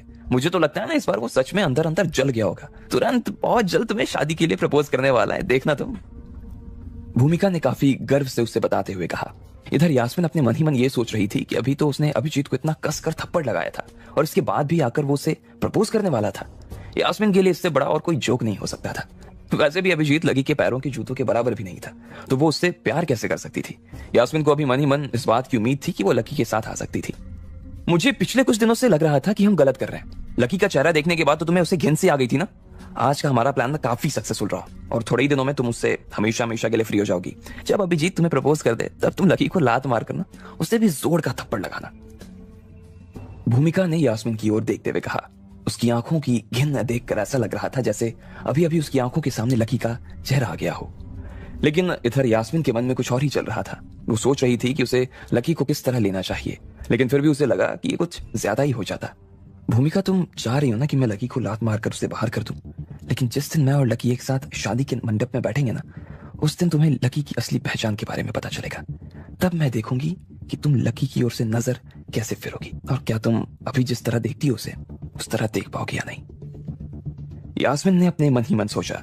इधर लकी भी यास्मिन से अलग होकर मॉल से निकल गया था, लेकिन अभी जो कुछ हुआ उसके लिए वो खुद को माफ नहीं कर पा रहा था। रह रहकर उसके दिमाग में एक ही शख्स की सांसों की आवाज आ रही थी, राधिका। इस वक्त लकी को और कुछ सूझ ही नहीं रहा था। वो राधिका से मिलने के लिए मरे जा रहा था, जब तक वो राधिका को देख नहीं लेता तब तक उसके दिल को तसल्ली नहीं मिलने वाली थी। इस वक्त कहां होगी राधिका, कहां ढूंढूं उसे? लकी ने यह सोचा और अचानक उसके दिमाग में दो जगह आ गई। उसका अनुमान था कि या तो राधिका इस वक्त अपने हॉस्टल के कमरे में होगी या फिर वो उस ग्रीन लीफ हाउसिंग वाले उस विला पर थी। लेकिन कल उन दोनों के बीच जो कुछ हुआ उसके बाद उसका विला पर शिफ्ट करने के चांसेस काफी कम नजर आ रहे थे। लेकिन फिर भी लकी सबसे पहले उसे ढूंढने के लिए वहीं गया। या तो उसमें अभी भी राधिका से मिलने की हिम्मत नहीं थी या फिर वो ईश्वर से किसी चमत्कार की उम्मीद कर रहा था। उसे लग रहा था कि हो सकता है राधिका ने उसे माफ कर दिया हो और वो वहीं विला में उसका इंतजार कर रही हो। लेकिन सब चीजों को सोचते हुए ग्रीन लीफ हाउसिंग में आया और धीरे धीरे अपने विला की ओर बढ़ने लगा। उसने विला का दरवाजा खोला और देखा तो पाया कि वहां कोई चमत्कार नहीं हुआ था। विला पूरी तरह से खाली था। लकी का दिल बैठ गया। राधिका के यहाँ ना आने का मतलब था कि राधिका अभी भी उससे नाराज थी और अब उसे उसकी इस नाराजगी से डर लगने लगा था। उसने विला बंद किया और दौड़ते हुए सीधा कॉलेज में आया। उधर राधिका विला में नहीं थी तो वो हॉस्टल में थी। उसे पहले ही राधिका के एटीट्यूड की वजह से डर तो लग रहा था, लेकिन जब उसने देखा कि राधिका वहां नहीं थी तो वो और ज्यादा घबरा गया। अगर उस दिन राधिका वहां से जाने की बजाय उसे गालियां देती या उसे बुरा भला कह भी देती तो एक बार के लिए लकी के दिल को दिलासा मिल जाता। लकी उसे देखने के लिए चुपके से गर्ल्स हॉस्टल में घुस गया। राधिका, कहाँ हो तुम? राधिका, कहाँ हो तुम? वो परेशान सा इधर उधर घूमता हुआ उसे आवाज दिए जा रहा था, लेकिन राधिका उसे हॉस्टल में भी नजर नहीं आ रही थी। वहां उसका सामना ज्योति और उसके दो साथियों से हो गया। तुम्हारी यहां आने की हिम्मत कैसे हुई लकी? ज्योति ने गुस्से से लकी के ऊपर चिल्लाते हुए कहा। राधिका कहाँ है, बताओ मुझे। इस वक्त उसे ज्योति के गुस्से का कोई फर्क नहीं पड़ रहा था। वो सिर्फ राधिका की चिंता में उलझा हुआ था। उसे समझ नहीं आ रहा था कि वो पागल लड़की गुस्से में आखिरकार चली कहां गई थी। वो गधी राधिका गई होगी इधर उधर कहीं खाना मांगने के लिए, ज्योति ने लकी से कहा। जैसे ही उसने अपनी बात खत्म की उसके बाद वो दोनों लड़कियां भी ज्योति के साथ हंसने लगी। बकवास मत करो, बस ये बताओ कि राधिका कहां है, लकी ने जोर से चिल्लाते हुए कहा। एक तो उसे राधिका कहीं नजर नहीं आ रही थी और उसमें से भी ये लोग मिलकर उसका मजाक उड़ा रहे थे। मरने गई है राधिका, तू भी जा मर जा। सुनाई नहीं देता क्या? मैं उसकी खबर रखूंगी क्या? मैं उसकी सेक्रेटरी थोड़ी हूं, बेवकूफ कहीं का। ज्योति भी उसके ऊपर और ज्यादा भड़क गई और उसने लकी को धक्का दे दिया। जैसे ही लकी ज्योति के धक्के से संभल पाता तभी बाकी दो लड़कियों ने भी उसे फिर से धक्का दे दिया। लकी को उनकी इन हरकत की वजह से काफी गुस्सा आ रहा था। जैसे ही ज्योति वहां से निकलने लगी, लकी ने पीछे से उसके बाल पकड़ लिए और उसे जोर से खींच दिया। ज्योति के मुंह से चीख निकल पड़ी। इधर खड़ी ज्योति की उन दोनों सहेलियों उसे पीटने के लिए आगे बढ़ने लगी, लेकिन उसके बालों को और जोर से कस के खींच दिया। उसकी थप्पड़ में ही उसका गुस्सा साफ दिख रहा था। जैसे ही उन दोनों लड़कियां उसके ऊपर हाथ उठाने को थी, इतने में ही लकी ने उन दोनों को एक कमरे के दरवाजे की ओर धक्का दे दिया, जिस वजह से दरवाजा खुला और वो दोनों नीचे गिर गई। ज्योति ने जैसे ही उन्हें नीचे गिरते हुए देखा, उसकी आंखें फटी की फटी रह गई। अब तो उसे लकी से डर लगने लगा। मुझे बताओ कि राधिका कहां है, बताओ मुझे। लकी ने अपनी आंखें लाल करते हुए ज्योति की ओर देखा और उसके बालों को अपनी मुट्ठी में और कसते हुए कहा। ज्योति के लिए लकी का यह व्यवहार एक तरह का वार्निंग था। अगर आज के बाद वो राधिका को परेशान करती तो शायद लकी आगे भी उसका यही हाल करने वाला था। लकी अपने गुस्से को समेट नहीं पा रहा था और वो गुस्से से ज्योति की ओर देखता चला जा रहा था। जब ज्योति ने उसे कोई जवाब नहीं दिया तो लकी ने फिर से उसके बालों को पकड़ा और उसे खींच दिया। ज्योति चिल्ला उठी और उसकी चीख सुनकर बाकी लड़कियां भी उसे देखने के लिए आ गई। कहां है वो, बताओ मुझे, लकी ने फिर से पूछा। वो आज सुबह से ही कॉलेज नहीं आई है लकी, छोड़ो मुझे लकी, छोड़ो, ज्योति ने दर्द से कसमसाते हुए कहा। क्या आज वो कॉलेज नहीं आई है? लकी को जैसे अपने कानों पर विश्वास ही नहीं हो रहा था। वो इस बात पर विश्वास ही नहीं कर रहा था कि राधिका कोई इतना बड़ा कदम भी उठा सकती थी। राधिका कॉलेज छोड़कर कैसे जा सकती थी? लकी इस बात को मानने के लिए राजी ही नहीं था। लेकिन क्या लकी के मानने या मानने से सच बदल जाने वाला था? क्या राधिका कॉलेज छोड़कर चली गई थी या फिर ज्योति उसके साथ कोई मजाक कर रही थी? लकी आगे क्या करने वाला था? आपको क्या लगता है, क्या होंगे इन सभी सवालों के जवाब? कमेंट बॉक्स में कमेंट करके जरूर बताएं और सभी सवालों के जवाब को जानने के लिए सुनते रहिए इंस्टा मिलेनियर सिर्फ पॉकेट एफएम पर। लकी से अपना गुस्सा संभाले नहीं संभल रहा था। यास्मीन के पास से निकल जाने के बाद वो सिर्फ राधिका से मिलने के लिए बेताब हुए जा रहा था। राधिका को ग्रीन लीफ हाउसिंग में ढूंढने के बाद भी जब वो वहां नहीं मिली तो वो राधिका के हॉस्टल में घुस आया। यहां पर उसका सामना ज्योति से हो गया। ज्योति ने जब अपनी सहेलियों के साथ मिलकर राधिका का मजाक उड़ाने की कोशिश की तो लकी से रहा नहीं गया और उसने ज्योति के बालों को पकड़ लिया। लकी ने जब जोर देकर उससे पूछा कि राधिका कहां है तो उसने बताया कि राधिका कॉलेज छोड़कर चली गई थी। बकवास करने की कोई जरूरत नहीं है। अगर एक और मजाक करने की कोशिश की ना तो याद रखना मुझसे बुरा और कोई नहीं होगा। सीधे सीधे बताओ राधिका कहां है, लकी ने गुर्राते हुए कहा। उसके होंठों के अंदर से जैसे आग निकल रही थी।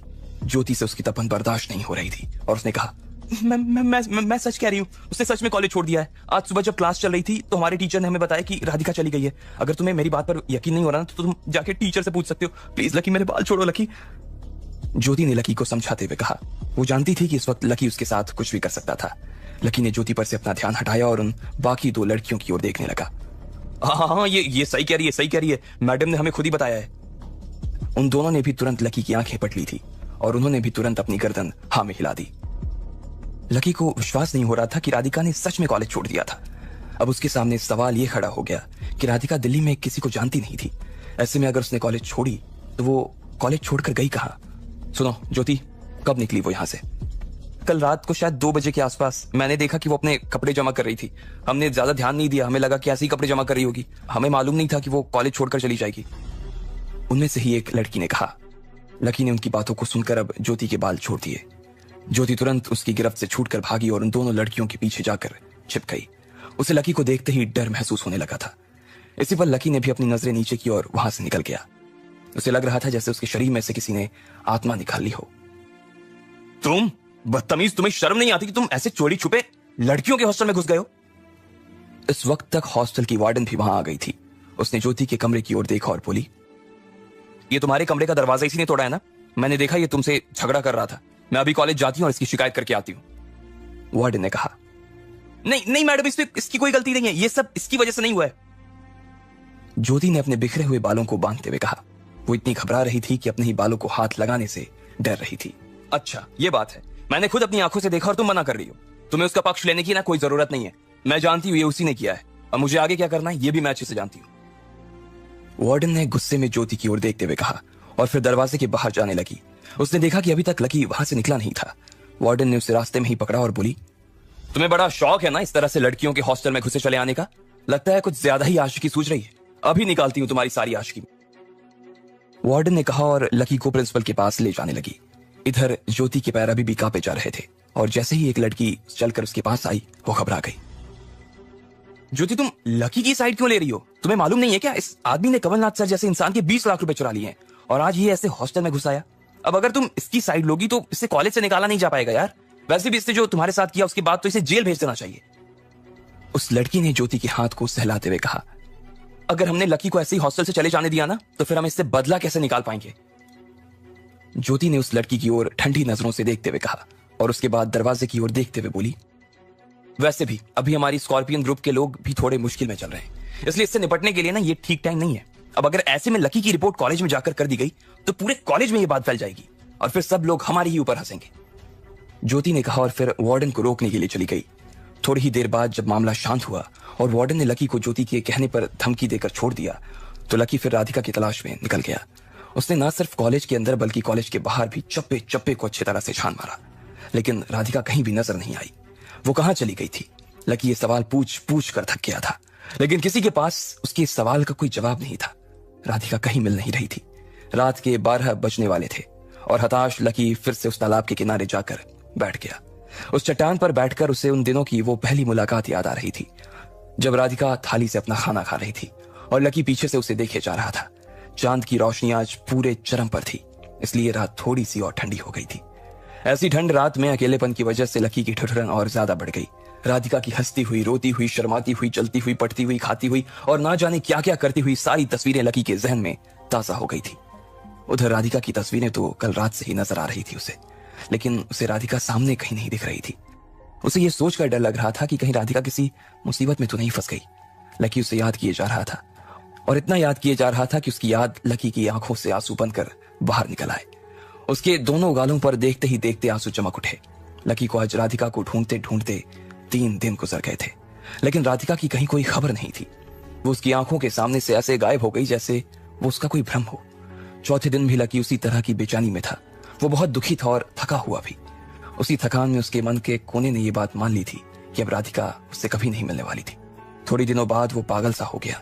उसने क्लास जाना बंद कर दिया और वो सारा दिन सिर्फ हॉस्टल के कमरे में ही पड़ा रहता। ज्यादा वक्त उसके चेहरे के ऊपर कोई भाव नहीं दिखते और बस कभी कभी वो जोर से रोने लगता। गर्वित, अमित और प्रीतम को लकी की काफी फिक्र हो रही थी। लकी बता ना क्या हुआ यार? जब वो लोग उससे पूछते तो लकी उन्हें कुछ बताता नहीं। उसकी ऐसी हालत देखकर उन्हें ऐसा लगा कि लकी उस 20 लाख रुपए की रकम की वजह से परेशान हो रहा है। अगर उसके दोस्त मिलकर उसे खाना भी खिलाने ले जाते तो भी खाने पर उसका ध्यान नहीं रहता, लेकिन अब पानी सिर के ऊपर से जा चुका था। यार इसका कुछ ना कुछ तो करना पड़ेगा, ये कुछ ज्यादा ही हो रहा है यार, गर्वित ने प्रीतम और अमित से कहा। लकी का ऐसा हाल किसी से भी देखा नहीं जा रहा था। हाँ यार मुझे भी लग रहा है, अगर ऐसा रहा ना तो डिप्रेशन में चला जाएगा ये लड़का। डिप्रेशन में चला क्या जाएगा, चला ही गया है। प्रीतम ने भी गर्वित की बात का सपोर्ट करते हुए कहा, सही कह रहे हो तुम लोग यार, चलो। अमित ने उन दोनों को इशारा किया और तीनों अपने कमरे में आ गए।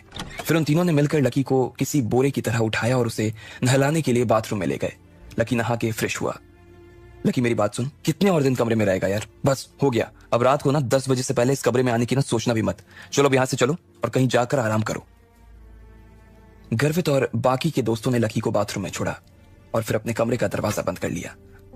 लेकिन दरवाजा बंद करते ही उन्हें फिर से लकी की चिंता होने लगी और इसलिए उन्होंने 5 मिनट के बाद दरवाजा खोला। सामने कोई नहीं था, लकी जा चुका था।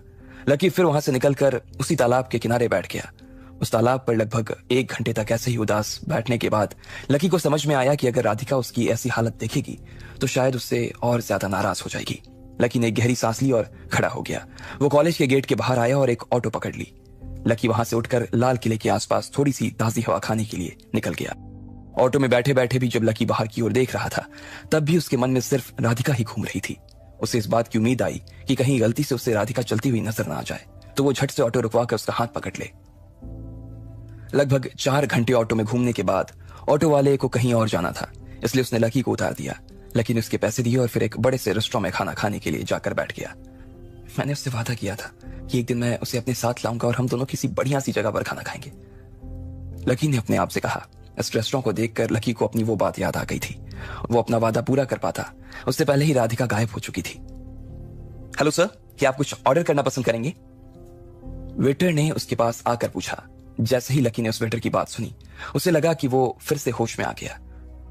एक पनीर पसंदा, बटर नान, दाल फ्राई, फ्राइड राइस, जीरा आलू, बूंदी रायता और छाछ ले आओ, लकी ने कहा। वेटर उसका ऑर्डर सुनते ही चौंक गया। सर, क्या आप इतना सारा खाना अकेले खाएंगे? खा पाएंगे आप? तुम जाओ और ऑर्डर तैयार करवाओ, लकी ने धीरे से कहा। लेकिन वेटर को तो अभी भी चिंता हो रही थी। जब लकी ने खाना आने के बाद अपना बिल पे किया उसके बाद भी उसके पास थोड़ा सा कैश और बचा हुआ था। वेटर ने उससे पैसे लिए और उसका ऑर्डर तैयार करवाने के लिए निकल गया। राधिका, मैंने जो तुम्हारे साथ किया है उसकी माफी मांगने के लिए मैं तुम्हें यहाँ खाना खिलाने के लिए लाया हूं, लकी ने अपने आप से कहा। और उसने इतनी देर में देखा कि उसके सामने उसका ऑर्डर किया हुआ खाना पूरी तरह से लग चुका था। 1 प्लेट और लगा देना, लकी ने उस वेटर की ओर देखते हुए कहा। अच्छा सर, तो इसका मतलब है आपके साथ कोई और भी आने वाला है?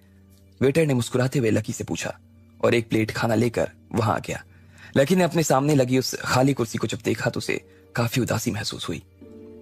राधिका, लकी ने कहा और उस कुर्सी की ओर देखने लगा। उसके बाद उसने टोकरी में से एक नान का टुकड़ा उठाया और उसे सामने वाली प्लेट में रखते हुए बोला, टेस्ट करके देखो कैसा बना है, ज्यादा क्रिस्पी तो नहीं है ना? लकी ऐसे बर्ताव कर रहा था जैसे राधिका सच में उसके साथ बैठकर खा रही हो, जबकि वहां कोई नहीं था। लेकिन लकी के व्यवहार को देखकर ऐसा लग रहा था जैसे वहां कोई हो। उसने ना सिर्फ उस थाली में नान रख दिया बल्कि उसके साथ ही उसमें सब्जी और रायता भी परोसना शुरू कर दिया। उसके बाद उसने लस्सी मंगवाई और एक लस्सी उसकी ओर बढ़ाते हुए बोला, ये यहाँ की ना सबसे अच्छी लस्सी है राधिका, एक बार चक्कर तो देखो, लकी ने कहा। वेटर को समझ नहीं आ रहा था कि आखिर ये आदमी कर क्या रहा है। वो अपनी चौंकती हुई आंखों से बस लकी की ओर देखे जा रहा था। फिर उसने अपनी आंखें थोड़ी साफ की और फिर से लकी की ओर देखने लगा। उसकी आंखें देखकर तो ऐसा लग रहा था कि वो लकी को आगाह करने की कोशिश कर रहा हो, लेकिन लकी उसकी ओर देख नहीं रहा था। वो तो हवा से बातें करने में मशगूल था। ये मंजर देखकर वेटर अंदर तक सिहर गया। उसे अब लकी को देखने में भी डर लग रहा था। कहीं से कोई भूत तो नहीं दिख रहा? वेटर ने अपने आप से डरते हुए पूछा और उस कुर्सी की ओर देखने लगा, लेकिन वहां पर तो कोई नहीं था। राधिका, खाओ ना, लकी ने जब फिर से ये कहा तो वेटर को लगा कि वो उसकी किसी एक्स से बात कर रहा था जिससे वो बहुत प्यार करता था। या तो वो लड़की उसे छोड़कर चली गई थी या फिर उसकी मौत हो गई थी। ओह बेचारा, वेटर भी अब उदास हो गया। लकी के आसपास की लड़कियां भी उसे देख रही थी और ये सोच रही थी कि आदमी सच में उस लड़की से कितना प्यार करता था। लेकिन उसकी इस हरकत को देखकर कुछ लोग परेशान भी हो रहे थे और वो बार बार मैनेजर की ओर देखे जा रहे थे। अब आगे क्या होने वाला था? क्या लकी अपनी इस हरकत की वजह से किसी मुसीबत में फंसने वाला था, या उससे पहले ही राधिका उसे मिल जाती? आखिर कहां चली गई थी राधिका? आपको क्या लगता है, क्या होंगे इन सभी सवालों के जवाब? कमेंट बॉक्स में कमेंट करके हमें जरूर बताएं, और सभी सवालों के जवाब को जानने के लिए सुनते रहिए इंस्टा मिलेनियर सिर्फ पॉकेट एफएम पर।